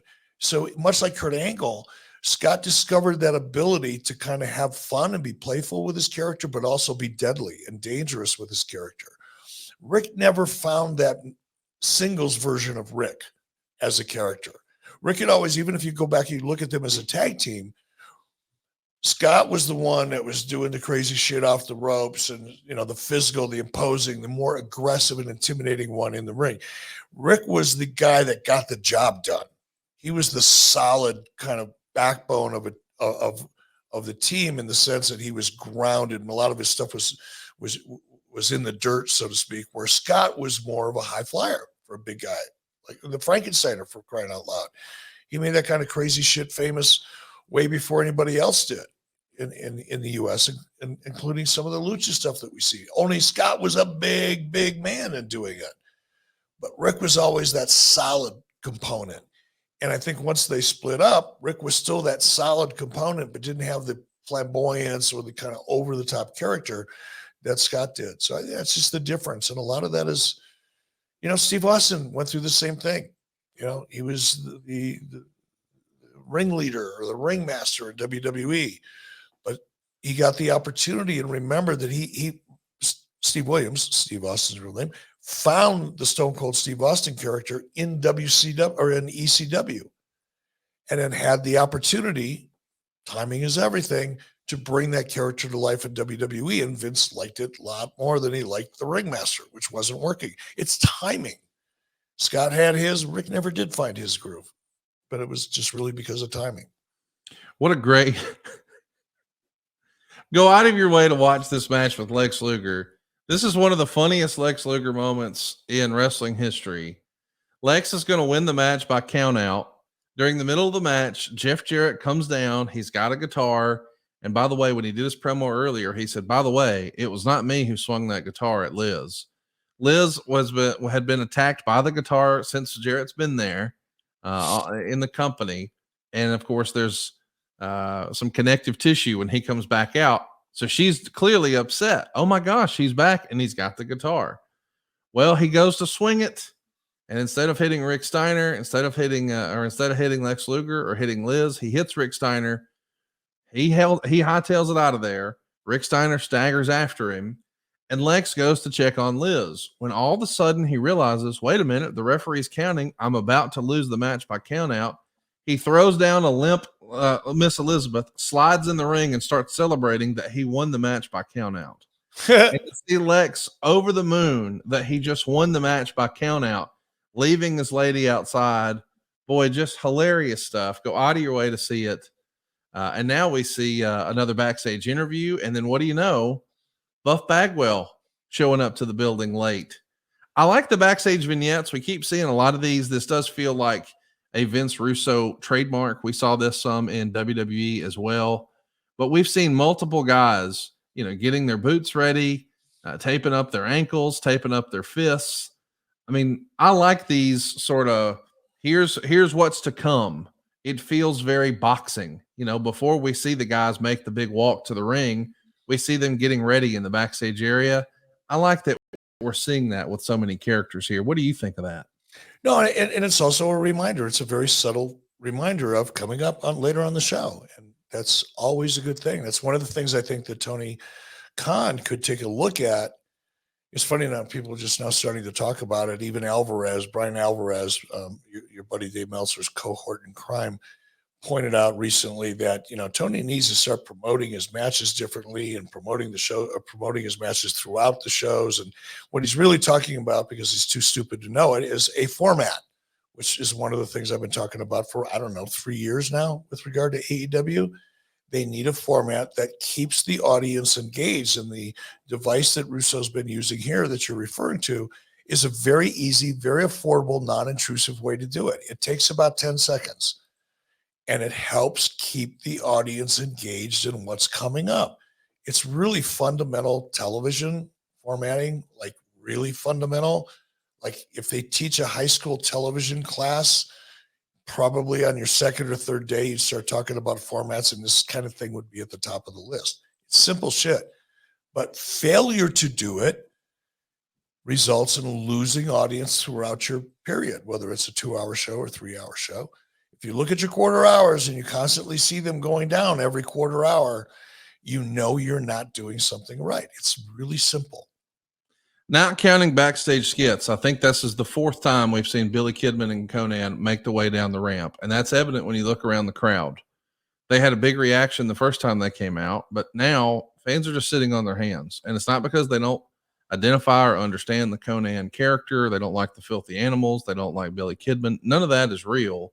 I just think, man, we've probably overexposed them at this point. The audience is sort of burnt out. I mean, you even see a guy sitting in the front row with his arms crossed right now, like, okay, we're going to see these guys for the 17th time tonight. Yeah, it's kind of like, oh, okay, I love you enough already. Leave me alone. It's just enough. Billy Silverman was out of place early in the match and nearly got collided in the ring. And then it happened in storyline. And, man, he just took one of the better ref bumps to the outside you'll ever see. Now with no referee in sight, here come the Harlem Heat in street clothes, and they're laying both dudes out. Sign me up for the Harlem Heat being badasses. I like that. Good reaction from the crowd too. Everybody's on their feet. Because this is the first time we've seen them. Like, Yep. This isn't their 7th time walking to the ring, and now they delivered. They showed up and did some shit. Eddie Guerrero, who was just rendered unconscious because they bent a crowbar over him, he's making a run in to make the save along with Rey Mysterio. All due respect to Rey Mysterio, I don't know that I would run head first real fast into a fight with Booker T and Stevie Ray if I was Rey Mysterio. Oh, my goodness. Hell, if you were anybody, you wouldn't want to run head first into a fight with Stevie Ray. Not without a gun. My goodness. Goodness gracious. You better have backup. It's like, what was that old joke? Call an ambulance, but not for me. Hey, by the way, I think I figured out a new name for our show. Oh. I know you like 83 Weeks. I like 83 Weeks. It's a good name. And you have branded it every time you've done an interview. You're either wearing the shirt, you got a hat, you just plug it naturally through your speech. I appreciate all that. But, it took a lot of balls to go head to head with Vince McMahon. It took a lot of balls to come out and say, yeah, give me Nitro, and I'm going to give away his taped results on my live show. It took a lot of balls to say, let's have Hulk Hogan turn heel. What if we called our new show Beard and Balls? What do you think about it? Beard and Balls. We've got some great sponsors that would probably love it. Yeah, hey, if you want your grooming routine to be a one and done deal, well, let me tell you about Beard and Balls. That's right. The days of using the same trimmer on your face and your private parts are over, thanks to our friends at Manscaped. They've come up with the ultimate package to keep your hairs trimmed from 12 to 6. Introducing the Beard and Balls bundle. You get the Lawnmower 5.0 and the Beard Hedger, a trimmer for the moneymaker, and another for the boys downstairs.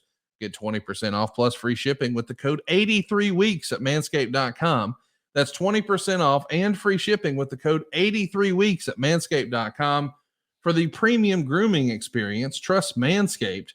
You see Kevin Nash stretching out there on the back of the couch. I wonder if he's getting ready to go downstairs with the Manscaped trimmer. First up, it's your best friend, the Lawnmower 5.0 Ultra.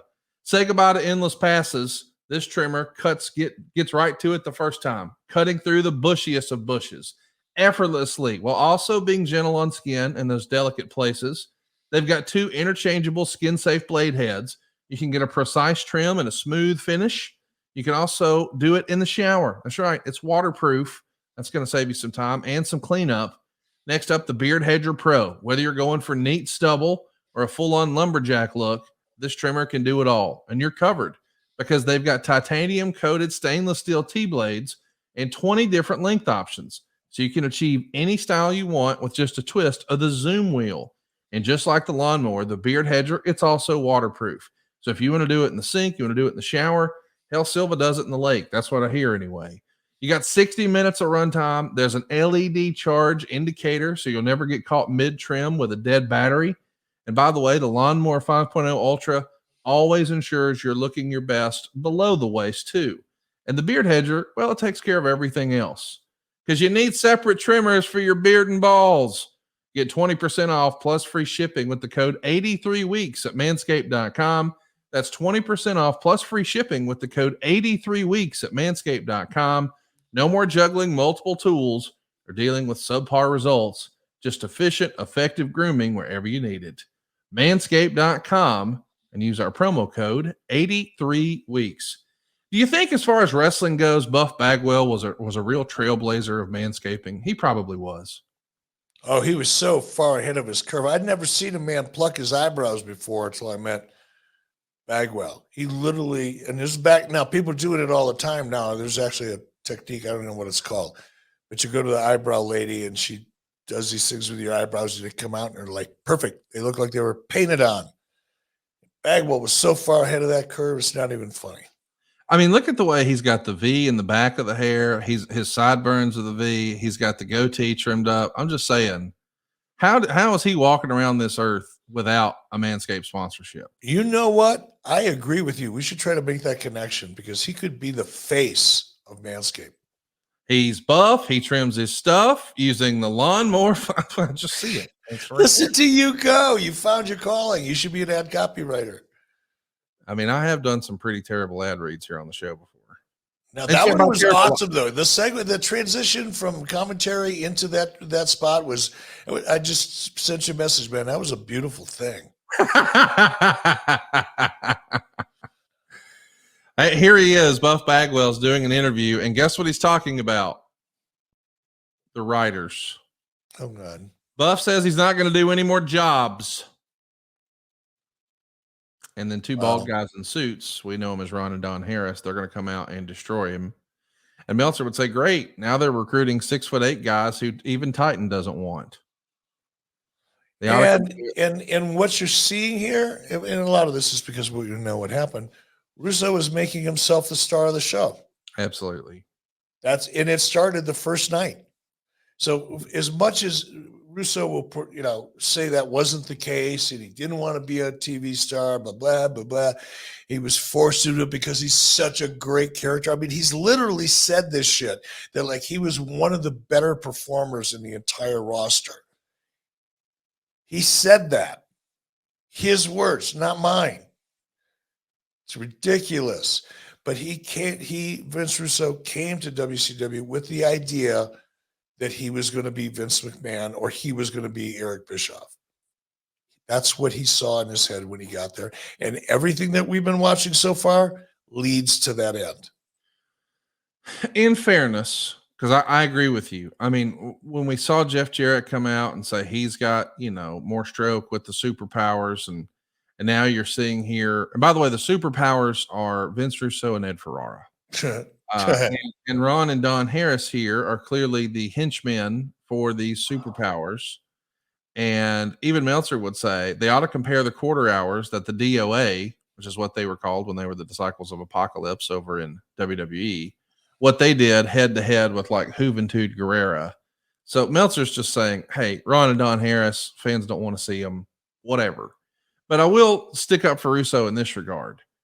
What had worked so well in WWE had been positioning. By the way, I don't know if you saw that, but we just saw Chris Benoit standing still, waiting for a countdown, and then he started walking towards the camera. It was made to look like it was, hey, we caught a candid moment and we're taking a look at him. But he was still sitting flat-footed, and then he started walking, but the camera just caught it all. It's not like the camera just caught him walking. It's a little thing, but I know we're trying to say this is reality TV and it's crash TV, but not if it feels forced. And again, I know that we just talked about this a minute ago. I love Chris Benoit's in-ring action. I don't love what he did as a person. We all know that. But Dean Malenko, same thing. Man, Dean Malenko in the confines of a pro wrestling ring, sign me up. But instead, on our first night here, we're going to take them out of that, and we're going to make it Benoit and Malenko in a street fight. Now, don't get me wrong. I've seen some great street fights with Chris Benoit and Kevin Sullivan. Iconic matches that WCW fans will never forget. But I'd rather just see a regular freaking wrestling match with Chris Benoit and Dean Malenko.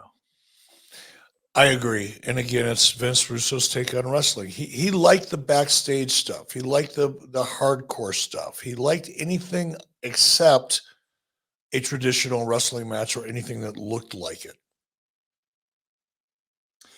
Where I was getting on the Russo thing is the thing that got so much success for the WWF was Stone Cold rallying against the system, rallying against the boss, rallying against the man. It was Stone Cold versus Vince McMahon. That's really what tipped the scales rather in WWE's favor. So I get why you would lean into that. And at the same time, you know, they were really just copying the whole WCW versus NWO. And then you became the evil tyrant heel boss long before there was a Mr. McMahon. So I get why, hey, we've got to have an authority figure that they can rally against because it has proven to work. But I think what WCW was looking for here, with the benefit of hindsight, is a new idea, not reheated leftovers, because that's what this whole thing feels like to me. Before we sat down to do this show, I talked to myself, as I often do before I do anything. And I thought, you know what? I'm not gonna bury Vince Russo. I don't care, to be honest. I don't care about Vince Russo. Nothing he says or does is ever going to affect me for more than a brief second when I first hear or read about it. But it's also hard to do a show like this without pointing out some of the things that I've said years ago and that we're now seeing today. When I met Vince Russo, the very first time I talked to Vince Russo, Kevin Nash encouraged me to do this. Russo was a writer for the magazine at WWE. Nash had developed a relationship with him before he came to WCW. This is like in 1997, probably. And Nash, because we were tight, came and goes, bro, I just want you to talk to this guy. Just talk to him. So he put Russo on the phone, and I spent about a half an hour just hearing what Russo had to say because Russo wanted to come to WCW. And I listened to him. I was polite. I had never met him before. I didn't have an opinion of him before. I didn't even have an opinion of what he was doing in WWE because I wasn't watching it. But Kevin endorsed him, so I listened. And I listened to him for, I don't know what it was, 20 minutes, half hour, whatever. And I hung up, and I said, man, he sounds like an interesting guy, but in my mind, there's nothing there. There was nothing under the hood. When I fast forward now, I get sent home. I spent a couple months off. Brad Siegel calls me, asked me to come back because Russo shit the bed. And Brad knew it. Brad had just hired him and said, oh, here's a guy. He's the one that turned WWE around. Here, we're going to give him a contract. Probably a lot of people in Turner were reluctant to do so for their own reasons because they just wanted WCW to go away anyway. They didn't want somebody to come in to save it, but they went along with it. And they brought Russo in, and within 30 days, Brad knew he fucked up, which is the only reason he had to eat shit and call me, right? Not that Brad isn't the one that fired me, but you know what I'm saying. Turner Broadcasting would have not brought me back if there was anything under the hood with Vince Russo. All Russo was capable of doing is seeing something that works somewhere else, find a way to add his own sauce to it, and call it original. It doesn't work that way. And yeah, you could go back and say, well, Stone Cold Steve Austin, Mr. McMahon was the thing that turned things around in WWE. Absolutely. But fuck, McMahon had been a character on TV for 30 freaking years. This wasn't just some guy coming out of a writer's room that nobody had ever heard of before and trying to make that guy an authority figure. That isn't going to work. Nobody's going to buy that. Not quickly. Maybe over a long period of time, you could figure out a way to make it work. But just to introduce this guy and his character, and he's a fucking writer, and all of a sudden he's got all the stroke. It's such a self-serving, narcissistic view from a creative perspective of what you bring to the table. But I knew that. When I fast forward, I go to work, back to work. Brad Siegel calls me, I go back to work because Brad said, do you think you can work with Russo? I'll feel it out. I felt it out. And I told Brad, there's nothing really under the hood there. He talks a good game. He's a charming son of a bitch. He can sell you anything. but there's nothing under the hood. And that's what we're seeing here. Nothing under the hood. Well, it's an interesting time in wrestling. You know, there's so much going on that we don't really even talk about with the benefit of hindsight. I just want to add some context. In this same calendar month where Russo is jumping ship, we also see Gorilla Monsoon pass away.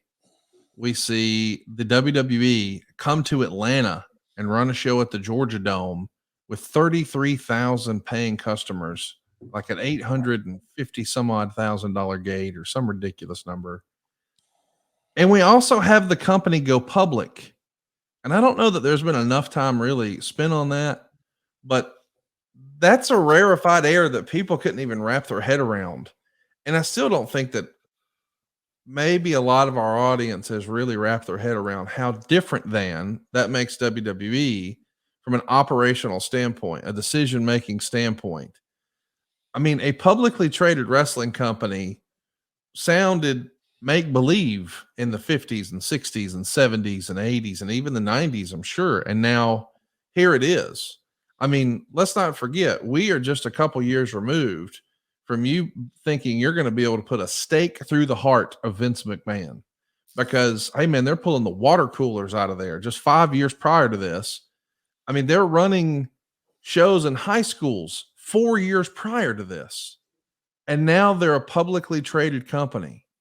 And it took Vince from being a millionaire to a billionaire. And that all happened in this same calendar month.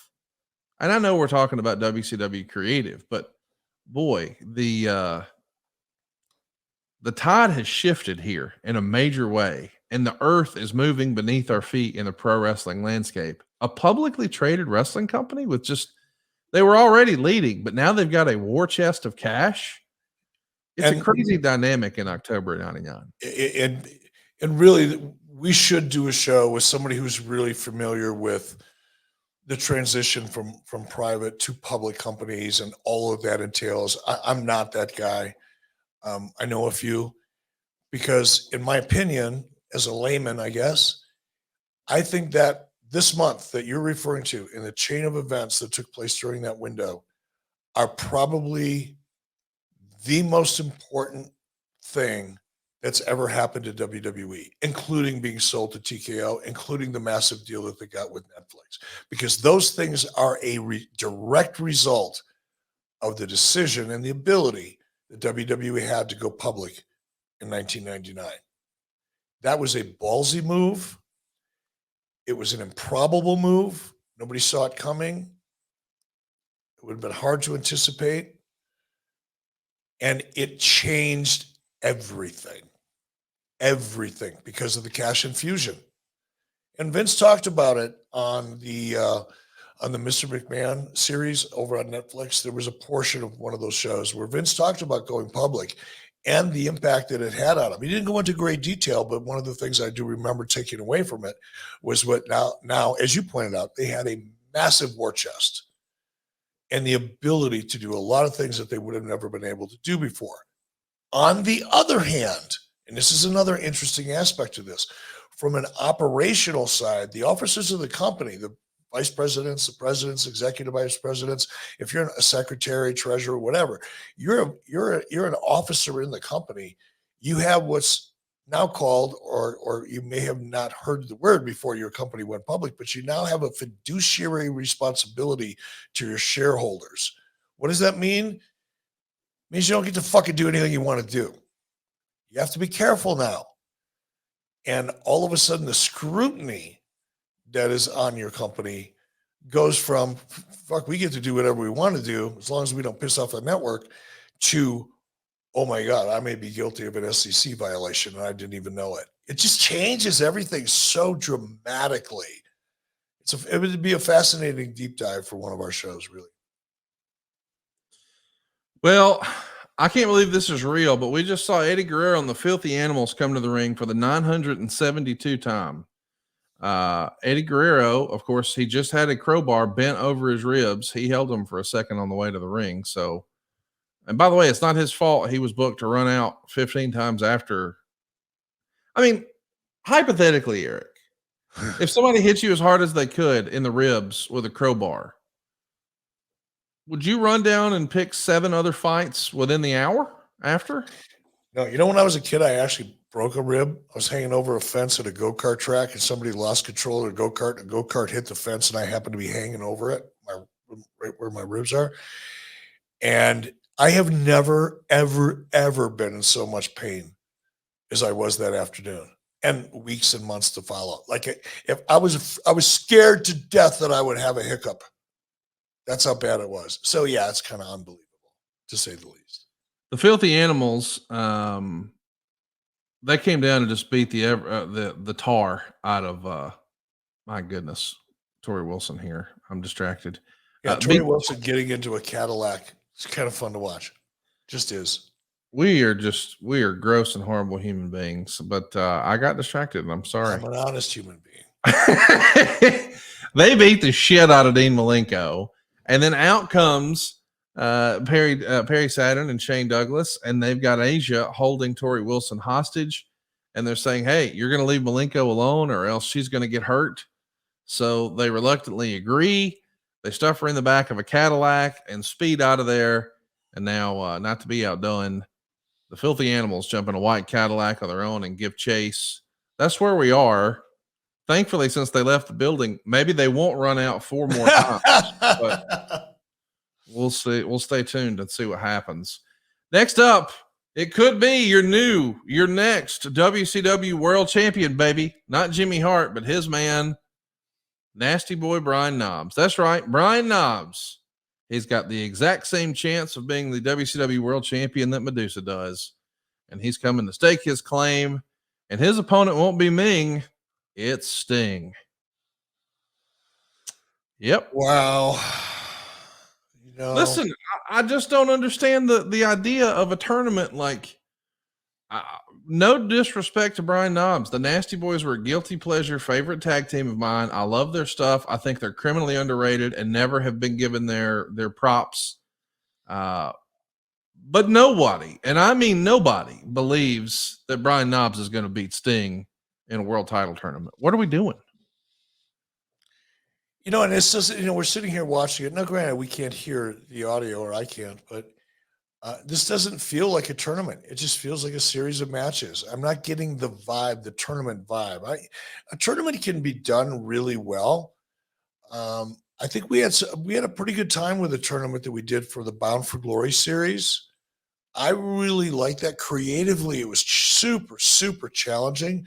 But I think of all of the tournament setups and the way a tournament is presented, I think we did a pretty good job in TNA with that.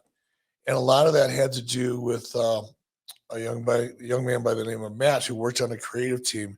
But Matt was really good at figuring out how to structure this thing so that we got creatively where we wanted to go with the drama we wanted to get there, but was able to do it in a legitimate tournament format that took place over a series of 8 weeks. But we still had a great build. We had challenges. We had stakes. We had all the things along the way. But it's a lot of work to make it feel like a tournament and deliver what you need to deliver from a creative perspective, storyline wise. This doesn't feel like any of that. This just feels like we're just going to have a bunch of matches and call it a tournament. By the way, the match is already over. Sting hit Brian Knobbs twice with the baseball bat. The bell never rang to start the match, but it did ring to end it. Then we see Kevin Nash and Scott Hall again in the backstage area, and now another stickman job by Mike Tyson, or Mike Tenay. Talking about Tyson earlier, Mike Tenay with Bret Hart. And I don't know why, but I've always thought these guys had great chemistry. Like, sign me up for whatever reason for Mike Tenay doing the promos with Bret Hart. I think it was Mike Tenay when he dropped the whole "Who are you to doubt El Dandy?" I just love I feel like they both have dry wit and humor. Like, give me them every time. I love this. Yeah, they were definitely good together. They were kind of similar in a way. Their sensibilities were very similar. Oh, goodness. I can't believe this is real, but you want to guess what the next match is? I couldn't even. I don't even want to spoil it for you, but I know that you're going to you're going to have a raging hard-on for what you're seeing creatively. Speaking of raging hard-ons, Blue Chew is a proud sponsor of our program and Eric's Wiener. If you ever are fortunate enough to see Eric's Wiener in person, you'll know that he's got the promo code tattooed on the meat right there. It says 83 weeks. Now, at first, you just see the 8, but then you really get going. And then here we go. It's 83weeks.com. It's promo code Blue Chew. See, he's even got it backwards on his junk. So when you read it, it says bluechew.com, promo code 83 weeks. That's all you really need to do. Go right now, bluechew.com, use the promo code 83 weeks. You already know the deal, man. It's a hot tag for your wiener. We don't need a hard reset. We don't need a title tournament. Blue Chew is king ding-a-ling and is going to make you and everybody in your life feel the same way because it's got the same active ingredients as Viagra, Cialis, and Levitra, but at a fraction of the cost and in chewable form. You sign up at bluechew.com. You consult with one of their licensed medical providers. And once you're approved, you'll receive your prescription within days. Blue Chew's tablets are made in the USA. They're prepared and shipped directly to your door. And the best part is it's all done online.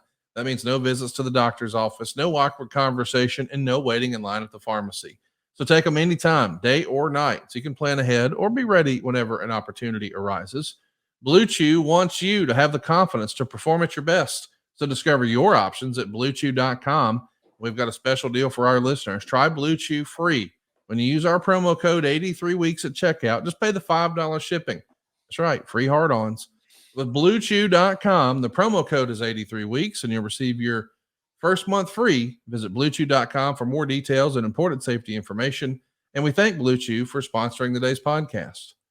Now, I know what you're thinking, Eric. You're looking at the program right now, and you're saying to yourself, didn't I just see Conan and Billy Kidman wrestle each other? Yes, you did. Didn't I also see them speed after Tori Wilson in a white Cadillac in the very last segment? Well, yes, you did. Then what the fuck are they doing back out here again? How are they still here? Bro. It's wrestling, bro. It's okay. it's fuck. Oh, Conrad. How many segments have we seen Kidman and Conan in this goddamn show? They just left the building. They've already had a singles match. Now a fucking tag match? What are we doing? Bro. And the crowd went mild. By the way, Billy Kidman could have been a big star, and he's not. And you know why he's not? Vince fucking Russo put him in 19 segments on the same fucking show. They're not going to pop the third time, much less 4 through 19. How is this lost on everybody? Can he cut a promo? Yes. Does he have a good look? Yes. Does he have good matches? Yes. Does he have charisma? Yes. Does he have a hot wife? Yes. Can we get him over? Not if we put him in every fucking segment. He just left. He's in a car chasing his wife. Now he's back for the fucking tag titles. Are you serious? And he buried Ric Flair and he wrestled Conan all in the same fucking show. This isn't like over a month of Nitros. It's the same fucking show. Bro. That may be the most fun thing I've ever heard on a podcast. I'd set it up. I can't lose you here, big man. I cannot lose you here. Keep your head on your shoulders. I'm lost without you. You're the Sherpa fucking guysman of podcasters. Without you, I am lost in the fucking wilderness. Please take a deep breath. I mean, people run around and they say, well, Billy Kidman's career was cut short by Hulk Hogan. Hulk Hogan fucked him around. No, he didn't. Hulk Hogan didn't say, stretch your ass out there every fucking segment. I'm going to crack a fucking crowbar over your fucking partner's ribs. Have him run to the ring and not even sell the shit and pick 19 other fights in the same hour. God. I mean, it's like nobody cared, Eric. And by the way, we're just saying Russo over and over and over. What the fuck was Ed Ferrara doing? Could he not format the shit to say, hey, maybe we shouldn't have the same guys come down the ramp 9 times in a fucking show? They're so used to doing it with Stone Cold, they think that there's no glass break. There's no Pavlovian response. We're not passing out stoners to everybody. And you hadn't spent 2 years getting the character over. No. And by the way, you put Billy Kidman in there with Juventud Guerrero, this whole crowd's on their fucking feet. Everybody listening to this knows that. But is that what we're doing? No. But what are we doing? Well, we're going to have him fucking bring out a camera and we're going to show where he buried Ric Flair. Oh, that's cool. And we're going to get the writer over. Over and over and over and over. Like, let this guy come out and have a match and hit a fucking shooting star press on somebody and everybody be like, oh my God, what a talent. I can't wait to see him wrestle next time. Not like in 4 more minutes again. It's stupid. And, you know, there's 2 ways. Well, there's more than 2 ways, but there are 2 very easy ways to bury talent. One is to just never let them see a camera. Just bury them. Put them in a witness protection program, kind of like other people do from time to time. The other way is to overexpose them. The end result is exactly the same. Dead is dead. A dead career is a dead career. There's 2 ways to get there. Underexpose a talent, overexpose a talent. One's not necessarily better or worse than the other, and that's what you're seeing here. Assassination of a character. And it's not that, I don't think it's that Russo didn't care. It's that Russo didn't and still doesn't know. If you don't know what you don't know, it doesn't matter how much you care or what your intentions are. You don't know what you don't know, and you fail because you haven't figured it out or taken the time to figure it out. Or have people around you, like Conrad, you would have, even back then, early in your fandom, but as a common sense guy that's pretty fucking smart, you would have said, hey, Vince, this doesn't make any sense. Russo didn't have people around him like that. He had Ed Ferrara, who had less of a feel than Vince Russo did. Ed was a good writer. Technically, he understood elements of storytelling and could write that way. But he was so overpowered by Russo, which is why Russo liked him around, because he didn't challenge Vince Russo. Ed Ferrara was not an obstacle. Ed Ferrara was a facilitator for Russo's bullshit. So Russo had nobody around him. Brad Siegel didn't know what the fuck he was doing, nor did he have any interest in trying to figure it out. As the head of TNT, Bill Bush was a math guy. He wasn't even really in finance. He was an accountant. He was in the finance department, but he was an accountant. He's a low-level accountant. He's a numbers guy. He's not going to have a feel. He's not going to understand the audience. He's not going to have the psychology to sit down and write story.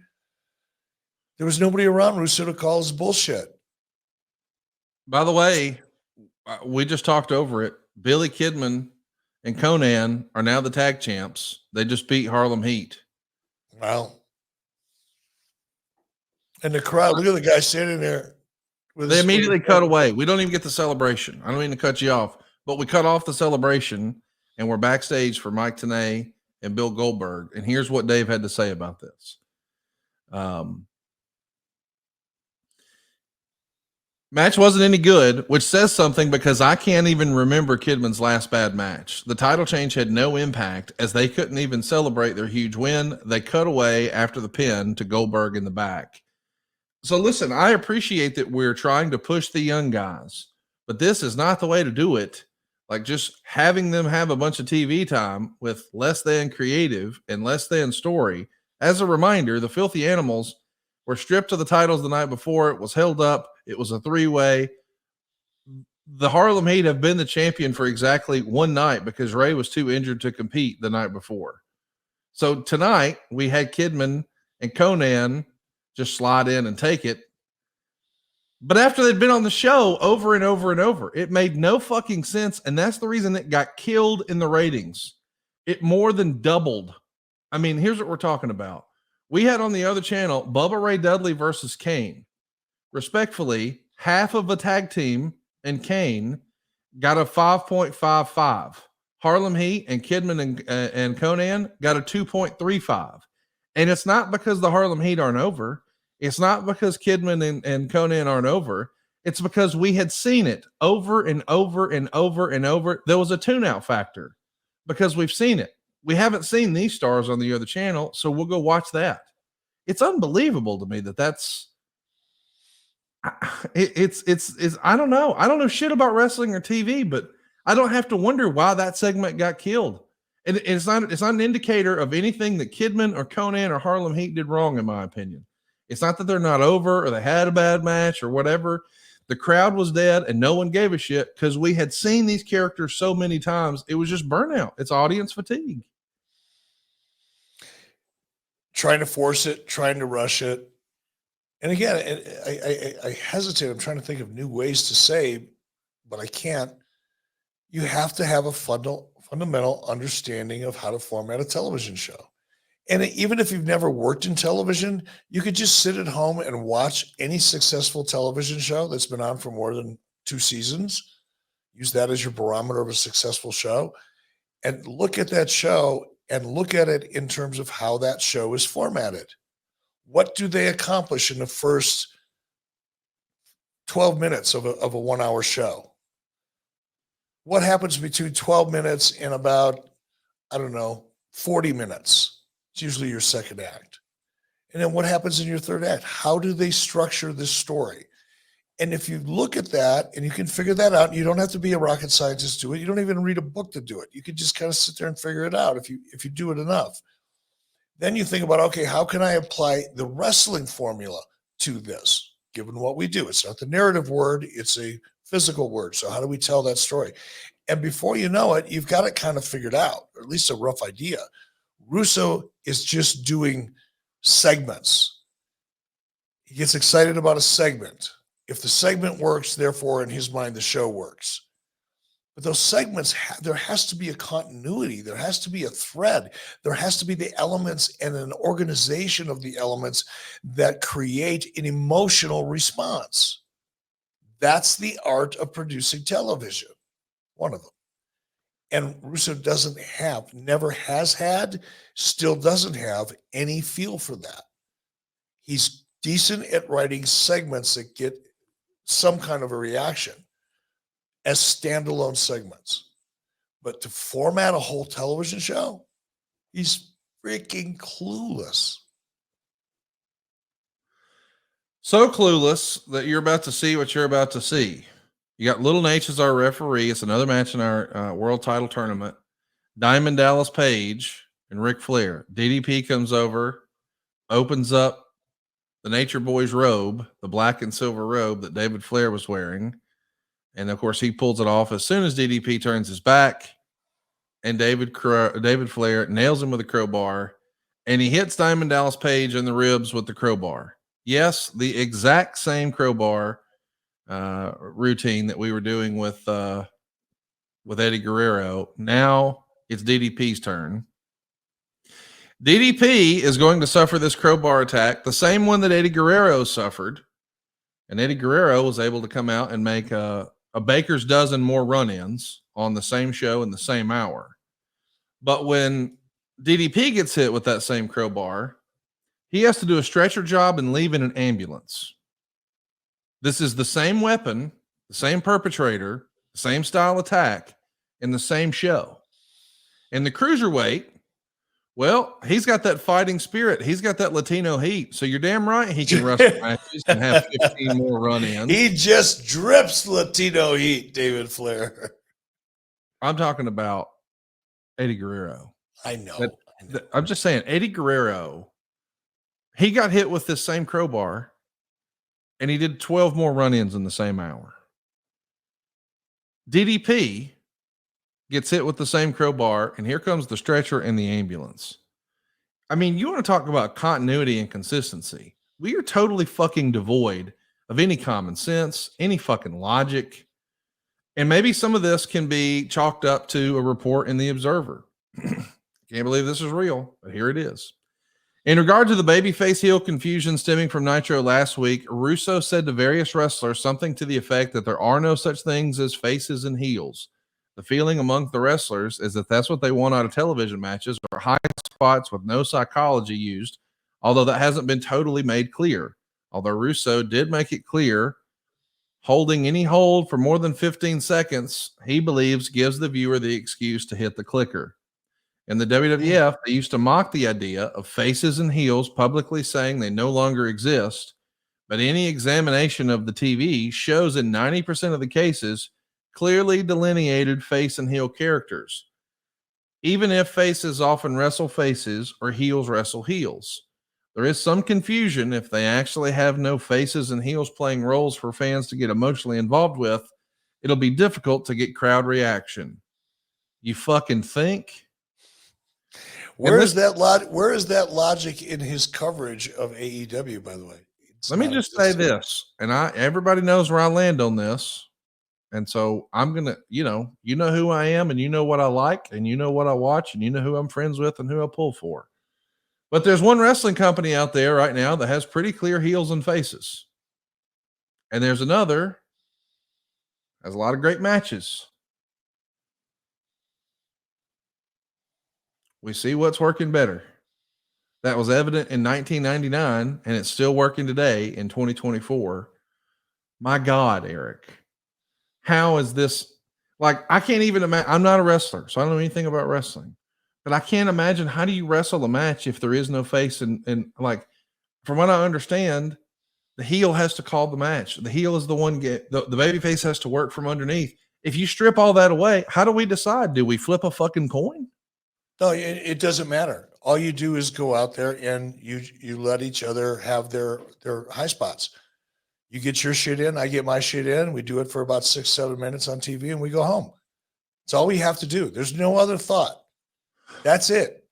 You may convince yourself, or an agent or an executive may convince themselves, that there's a story here, because you're just obsessed and certain types of matches get you so excited that you're willing to look beyond the fact that you're blind and you're not seeing the big picture. Matches for the sake of matches against people who the audience doesn't care about one way or the other. You're not a baby face. You're not a good guy. You're not a heel. You're not a bad guy. There's no protagonist. There's no antagonist. There's just motherfuckers wrestling. It's like going to a movie because you like action movies, and you're going to this 90-minute movie, which is the typical format of a feature film nowadays, sometimes a little more, sometimes a little less, typically around 90 pages or 90 minutes as the case may be. And you decide, this action film, I'm the director, I'm going to give people what they want, because I know what I like, and I know everybody else likes what I like, and I love car chases. So I'm going to do 90 minutes of nothing but car chases. We don't need story. We don't need characters. We got people driving the cars, but that's all that matters, if they can drive the car. The cars are the characters. The action is the star. We're going to do a 90-minute car chase. And nobody gives a fuck who's chasing who, because they don't know why they're chasing each other. They don't know the stakes. They don't know the backstory. They don't care. They're just watching a car chase. Are you watching? Inevitably ends up with a car wreck. That's the way certain wrestling companies and the talent in them, because let's face it, they're running the show regardless of what anybody wants to say or think or admit out loud. The talent is running the show in companies like that. Notice how I'm not using any names here. I'm working really hard to try to be as, fair and balanced as I can be. But a fact is a fact, and all you need to do is look at the program and look at the results of the program. Whew. Are you watching this? No. Hall and Nash are wrestling, if you want to call it that. Their mystery opponents are 3 strippers, one of whom is a tiny woman with breasts that had to weigh more than the rest of her body, according to Dave Meltzer. She's wearing a WCW crew shirt, and she's about to do the big reveal. Hall and Nash are doing a spoof of a match with the cell and the fiery hot tag spots. One of the semi-normal looking women was grabbing her own plants and shaking them in front of the guys. Hall had his face smothered in them, and she basically shoved her crotch in his face. The ridiculous looking one tagged in, and they basically told them she'd take off her shirt if they laid down for her. So they laid down. She teased showing her stuff forever until Goldberg ran in and speared Hall and Nash.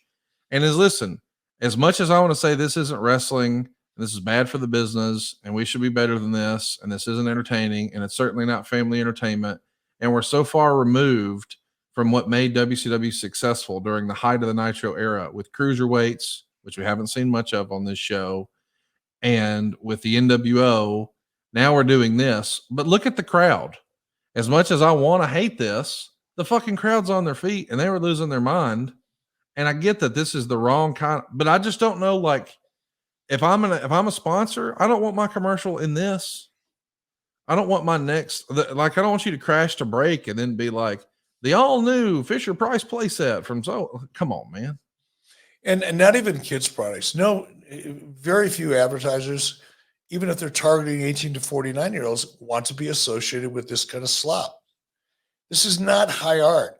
Not that wrestling necessarily is, although it can be when the stories are great and the characters are great.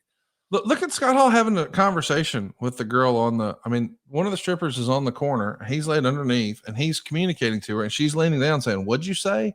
He's selling dead because he just got speared, but he's having a conversation. This is cosplay wrestling, what we're seeing right now. The first Vince Russo Nitro featured some cosplay wrestling. And I hate to say it, but it's with two of my favorites in Kevin Nash and Scott Hall. And again, they didn't book it and ain't their fault. They're out there doing what they're told. And I know that people are going to say, "Oh, well, you're just saying that because you're friends with Kevin." No, I'm not. That dude was in WCW for a long time before this. And we saw every other thing that Kevin Nash did. And none of it looked as silly as what this was. This was what was booked, bro. This is how Vince thought they needed to compete with the WWE. But goodness gracious, this is not the If that would have happened in the WWE, sure, I get it. It would have popped. You would have had Val Venus there. You'd have had a pimp character and a porn star character. I get it. But that's not what made WCW great. That's not what people who grew up watching Jim Crockett Promotions and then the transition into the Nitro era with the cruiserweights and the NWO. We didn't want that. Like, this is just, it's out of place. I agree. And it's hard watching this, not to continue to go off on Russo, but I think this show has been a great representation of why for so many years I've had a problem with Vince Russo. This show should tell everybody everything, at least how I feel. And I think based on your reaction today, how you feel. It'll be interesting to see how Vince Russo reacts to the show. He'll probably never want to, be a part of any of your events again. Because he's a sensitive soul, No, listen, I like Vince Russo and I appreciate his work, but I can also say, because he had a lot of great shit. This is a miss because I feel like he's trying to just say, "Hey, here's the Attitude Playbook and I'm just going to drop it in WCW." That wouldn't work. And we're seeing like that happen in Alabama college football. We're seeing a new head coach come in and try to implement a new system with somebody else's players. It doesn't work. Like, you got to have the audience is not conditioned for this. Like, if I took my kid, I didn't have a kid in 99, of course, but if I took my kid to go see their favorite wrestlers in WCW and they're doing all this, it would be like, boy, this is a little far removed from Sting in the Rafters and all the shit that made us a fan of this originally. And I understand it's got to evolve, but to the point where we're mocking wrestling and having girls that we don't know. I don't know any of those girls. They're not professional wrestlers. They're adult entertainers. And it's not like this is a crossover segment or in the first hour. This is right before the main event where it's Goldberg and Bret Hart. It's just unbelievable. It's not the wrestling I grew up on. And I'll tell you what, sometimes we got to evolve. And that's what Magic Spoon did. As an adult, we realized that we don't need all that sugar first thing in the morning in a big bowl of cereal. But then my wife found that Magic Spoon, man, it gets us the protein we need first thing in the morning, but it's nostalgically delicious. It tastes just like my childhood favorites. And if you're already a Magic Spoon fan, here's some big news. Magic Spoon has turned their super popular cereal into high protein treats. They taste just like those classic crunchy cereal bars. And I love them. They're crunchy, they're crispy, they're airy. It's an easy way to get 12 grams of protein on the go. And for the first time ever, Magic Spoon treats are available in grocery stores with delicious flavors like marshmallow and chocolatey peanut butter. But my favorite, and I double dog dare you to try it and tweet me and say you don't love it, is double chocolate. And you can look at me and know I know where the good eating is. It is double chocolate. It tastes fantastic. And dude, 12 grams of protein? Come on, get you some. By the way, Magic Spoon cereal has 13 grams of protein, 0 grams of sugar, and 4 grams of net carbs. So you can feel good about what you're eating.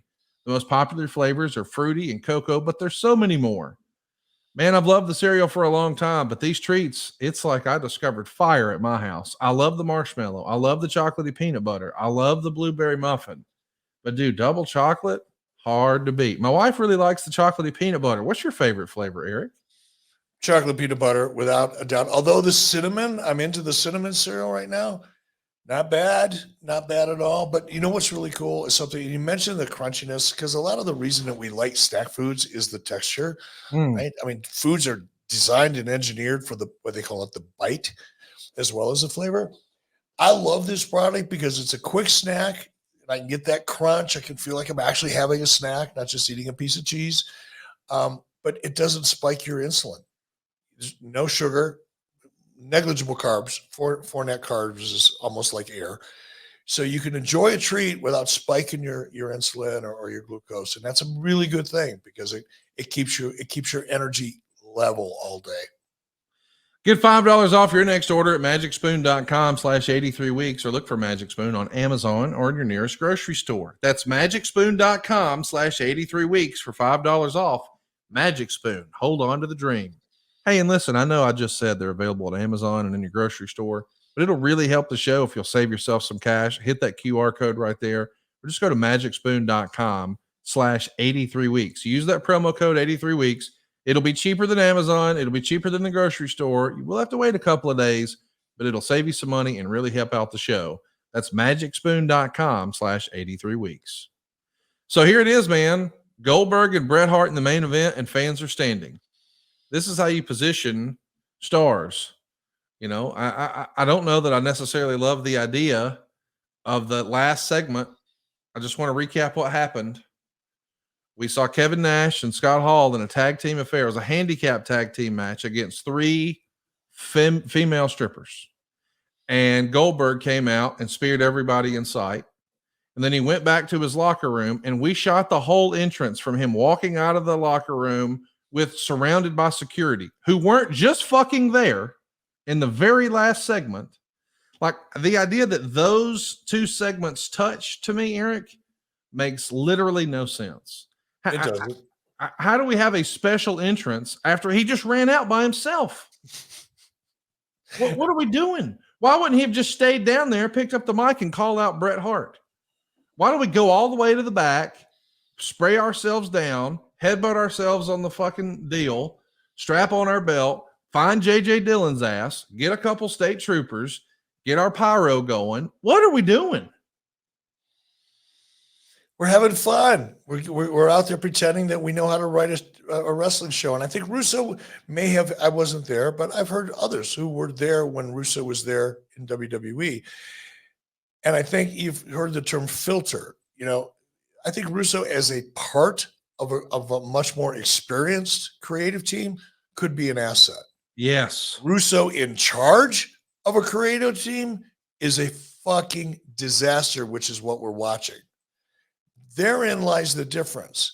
Russo could be a part of a team, a good part of a team, because he does think in terms of big moments. He's got some good instincts.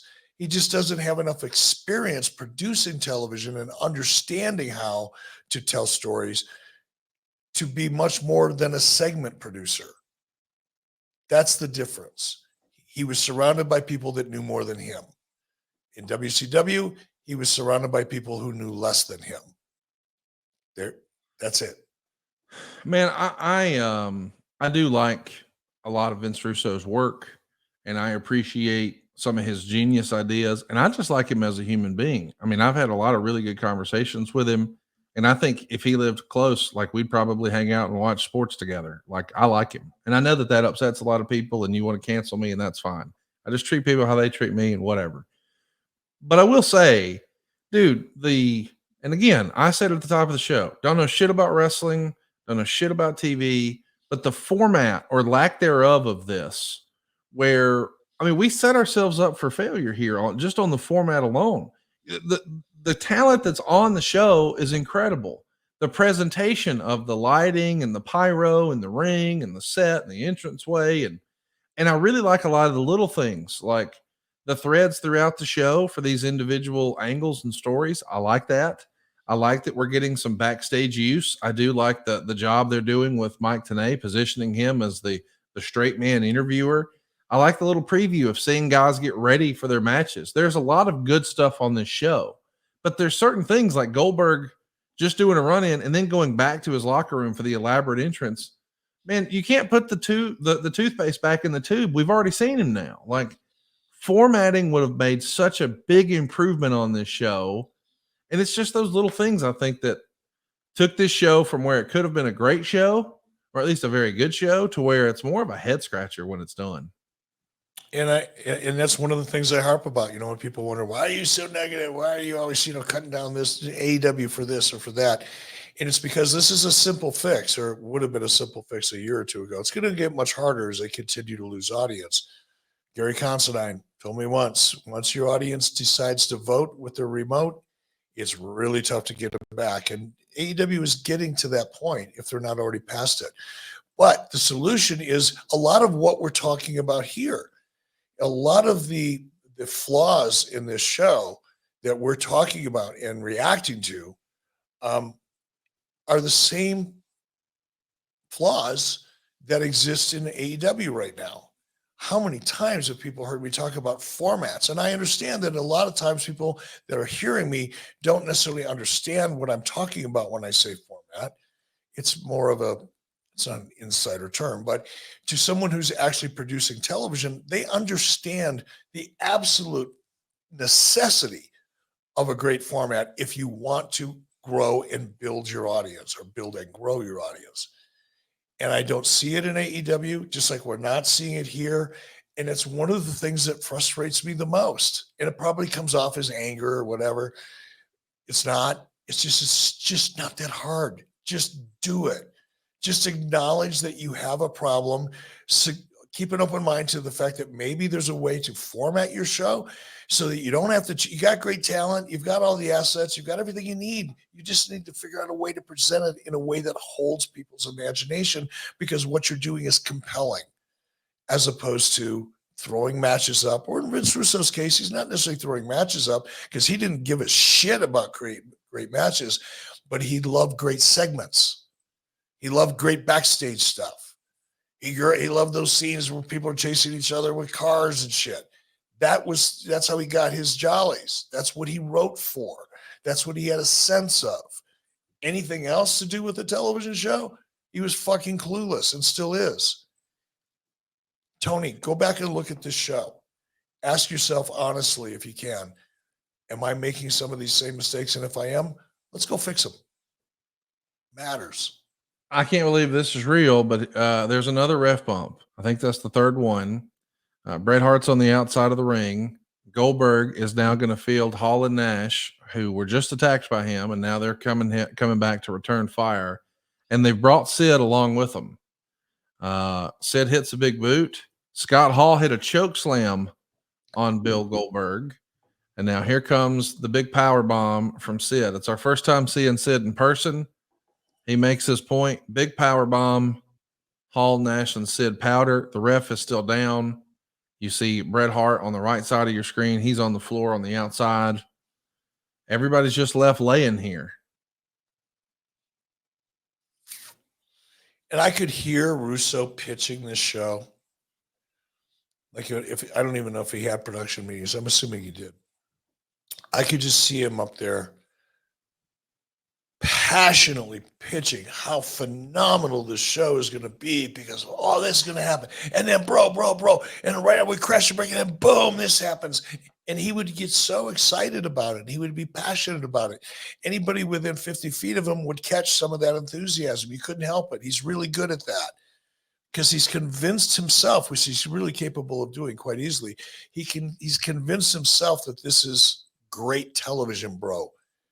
And then he's capable, because he's a charming sumbitch, capable of convincing others around him to give it a try. Like I said, 60 days later, I got a phone call from Brad Siegel going, whoops, how about coming back? And we just looked at the reason why. Did you see that at the finish where Brett climbs in the ring, covers Goldberg, 1, 2, kick out, ref counts 3, we go off the air? How stupid. What was the goal? Like, what's the intention? You know, when you do anything, if I get up in the morning and I put my foot on the floor as I'm getting out of bed, there's an intention behind that. I'm going to go take a leak. It's the first thing in my mind in the morning when I wake up. So when I actually come to consciousness and I take my foot and I put it on the floor, there's an intention behind it. I would like to know what the intention was behind what we just saw. What do you hope is going to result from that? Because you're doing something, you're taking your foot off the mattress and putting it on the floor. You're taking an action. Therefore, you anticipate something. There's an intention behind it. What the fuck is it? I'd be curious. Well, I'm curious what you think about what we've got planned. I can't believe this is real. Jason Hervey is joining us live at adfreeshows.com. We recently talked about you and Jason reuniting after not seeing each other for like 7 years. But oh, wait a minute. I got a call from Evan Polisher, who runs the ship over at Ad Free Shows, and said, hey, Jason Hervey is going to be doing a Q&A. And I thought, well, that's cool. I didn't know I was going to be on there with him. You're not. He's going to talk about shit that I don't want people to talk about or know about. Do you want to be on it with him? He's got the beans, brother. He can spill beans all fucking day long. Don't miss it. It'll be a lot of fun. Wednesday, October 30th, live, adfreeshows.com, hosted by our main man, Cassio. He joined us in Chicago, and if you missed your chance to see him at Top Guy Weekend, he's going to jump on with us. He's the cat from Back to the Future. You ever hear of that one? What about the Wonder Years? How about those old Clash of the Champions? We're going to talk about the good, the bad, and the ugly of his experience. Pee-wee's Playhouse. No, he did some Pee Wee Herman movies. He did a bunch of movies. Stuff. And all the wrestling stuff. WCW, TNA, and so much more. It's adfreeshows.com. If you haven't already, what are you waiting for? Go check it out. And listen, it seems like every time I log into social media, I'm seeing more news. There is news coming out. It feels like hourly. It feels like we're back in the Monday Night War era.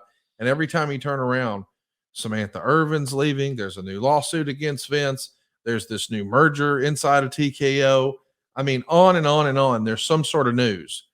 Eric Bischoff is reacting to all of it live and in real time, and you can join the conversation at 83weeks.com. That is your home for all things Eric Bischoff. It's 83weeks.com. And when I say live, I mean live. You having your opportunity to ask him questions, pick his brain, and you don't want to miss it. You can't get this kind of access anywhere else. It's 83weeks.com. Go right now. Do me a favor. Hit the subscribe button. Do yourself a favor. Hit the notifications bell. So the next time Eric is live, you won't miss it. That's 83weeks.com. If you've got a question for the show, it's easy to ask over on Twitter, Instagram, or Facebook. It's at 83weeks. You can also find Eric on Instagram at The Real Eric Bischoff or on Twitter at eBischoff. But for the show, it's 83 weeks everywhere you do your social media-ing. And in our real life, Eric, we're helping people save money. And boy, we've been doing it left and right at savewitheric.com. Before you know it, Halloween's going to be here. And then Thanksgiving's right behind that. And then Christmas. And then we all wake up in January and say, oh man, I got to get it together. I need to make like a New Year's resolutions list. And somewhere on that list, always in the top 5, will be pay off some debt, save some money. Why not go ahead and kill 2 birds with 1 stone right now at savewitheric.com? You can even skip your next 2 house payments, which means if you haven't already, you won't have to make your November or your December payment. What about a little holiday break from house payments? You're done until next year. And come next year, you're going to have a cheaper monthly payment. Listen, you can look it up, and I'm sure you've been feeling it yourself in your household. American families are in more credit card debt right now than ever before. And my grandfather used to say, the only good snake is a dead snake. I don't know if I agree with that. I've got friends who have pet snakes. But do you have pet debt? Well, let me tell you, Grandpa, the only good debt is no debt. There's no such thing as good credit card debt. Let's get rid of that doggone debt as soon as possible. Now, if you're feeling stuck making minimum payments, that's probably harder than it sounds, or so you thought, but not at savewitheric.com. We're routinely helping our podcast listeners take all of their high interest rate credit card debt and consolidate it into one low monthly payment. See, the solution you've been looking for to have more money at the end of the month, it's been in your house this entire time. It's not in your junk drawer in your kitchen or your attic or your basement. It's actually in the equity in your house. You see, your house is still worth more than ever. And once you owe this money to the credit card companies, how you pay it back is up to you. So do you continue to play their game and pay 28, 31% interest? You know you can do better than that. Not only that, but the interest you pay to American Express or Discover or whoever, man, that interest is not tax deductible, but the interest you pay on your mortgage is. So if you could get a better interest rate, a greater tax deduction, and did I mention a cheaper monthly payment? That's right. We're routinely helping our podcast listeners save $500, $600, $700, even $800 a month. Earlier this week, I saw us help a family save $1,400 a month. Not $1,400 once or annually, monthly. Think about how much money you'd have to earn, pay taxes on. How much would you have to earn to just net $1,400? Give yourself a raise. Go right now to savewitheric.com. It's no cost. It's no obligation. And if we can't save you some cash, we won't waste your time. And I want to be clear. This may be the first time you're hearing that Eric Bischoff can help you with your home loan, but it's not news to us. He's been licensed and doing this for more than 3 years. We just wanted to make sure he was good at it before we started bragging about it. No brag, just fact. We're going to save you a boatload of cash, and it's fast and easy to get started. There's no application fee. There's no credit report fee. And if we can't save you some cash, we won't waste your time. Get a cheaper monthly house payment. Give yourself a holiday break from house payments. Get rid of that credit card debt and make it happen for your family with my family. Come join the team at savewitheric.com. And I want to be clear, we don't say no. We say not yet, but here's how. I can't tell you how many people we have found who had goals and they shared those goals with us, but they weren't ready right then. They needed a plan. We want to be your mortgage advisor for life. So we might say, hey, we can't do anything right now, but here's how we can do it. If you'll do A, B, C, and D, and then give me a call back in 2 months, you'll be good to go. That works. That's what we do. Now get that at your bank or credit union. You won't. They'll just say, sorry, you don't qualify. Next. We're not going to treat you like a loan number. You're going to be a part of the family because you're really dealing with my family. Oh, and Uncle Eric. Go find it out right now. SaveWithEric.com, NMLS number 2129, equal housing lender, SaveWithEric.com. Eric, I never know what to expect when we click record, but I had a blast today watching the first Nitro of the Russo era. What'd you think? Yeah, it was fun. It was fun watching you react to see the first episode of Russo. That was the most fun I've had in a long time. I think I've laughed that hard in a while. Well, listen, if you hear it, if you listen closely enough, the Filthy Animals are doing another fucking run in. We'll see you next week right here on 83 Weeks with Eric Bischoff. Hey, it's Conrad Thompson here to tell you a little more about what adfreeshows.com is all about. Get early, ad-free access to more than a dozen of your favorite wrestling podcasts every single week, starting at just $9. That's less than 20 cents an episode each month. And yes, you can listen to them all directly through Apple Podcasts or your regular podcast apps. How easy is that? Ad-free shows also has thousands of hours worth of bonus content and docuseries like Title Chase, Eric Fires Back, Conversations with Conrad, and The Insiders. Plus new series like The Book with David Crockett, Monday Mailbags with Mike Chioda and Nick Patrick, and a whole lot more. And you want to talk about early? You can't get any earlier than listening to the shows live. You can be a part of the live studio audience as we record the podcast. Plus, ride shotgun alongside your favorite childhood heroes for live watch-alongs, Q&As, and other interactive experiences every single month. Come on now, see for yourself what thousands of other wrestling fans from around the world have discovered, that adfreeshows.com is the best value in wrestling. Check it out today, and hey, when you do, the first week is completely free. adfreeshows.com.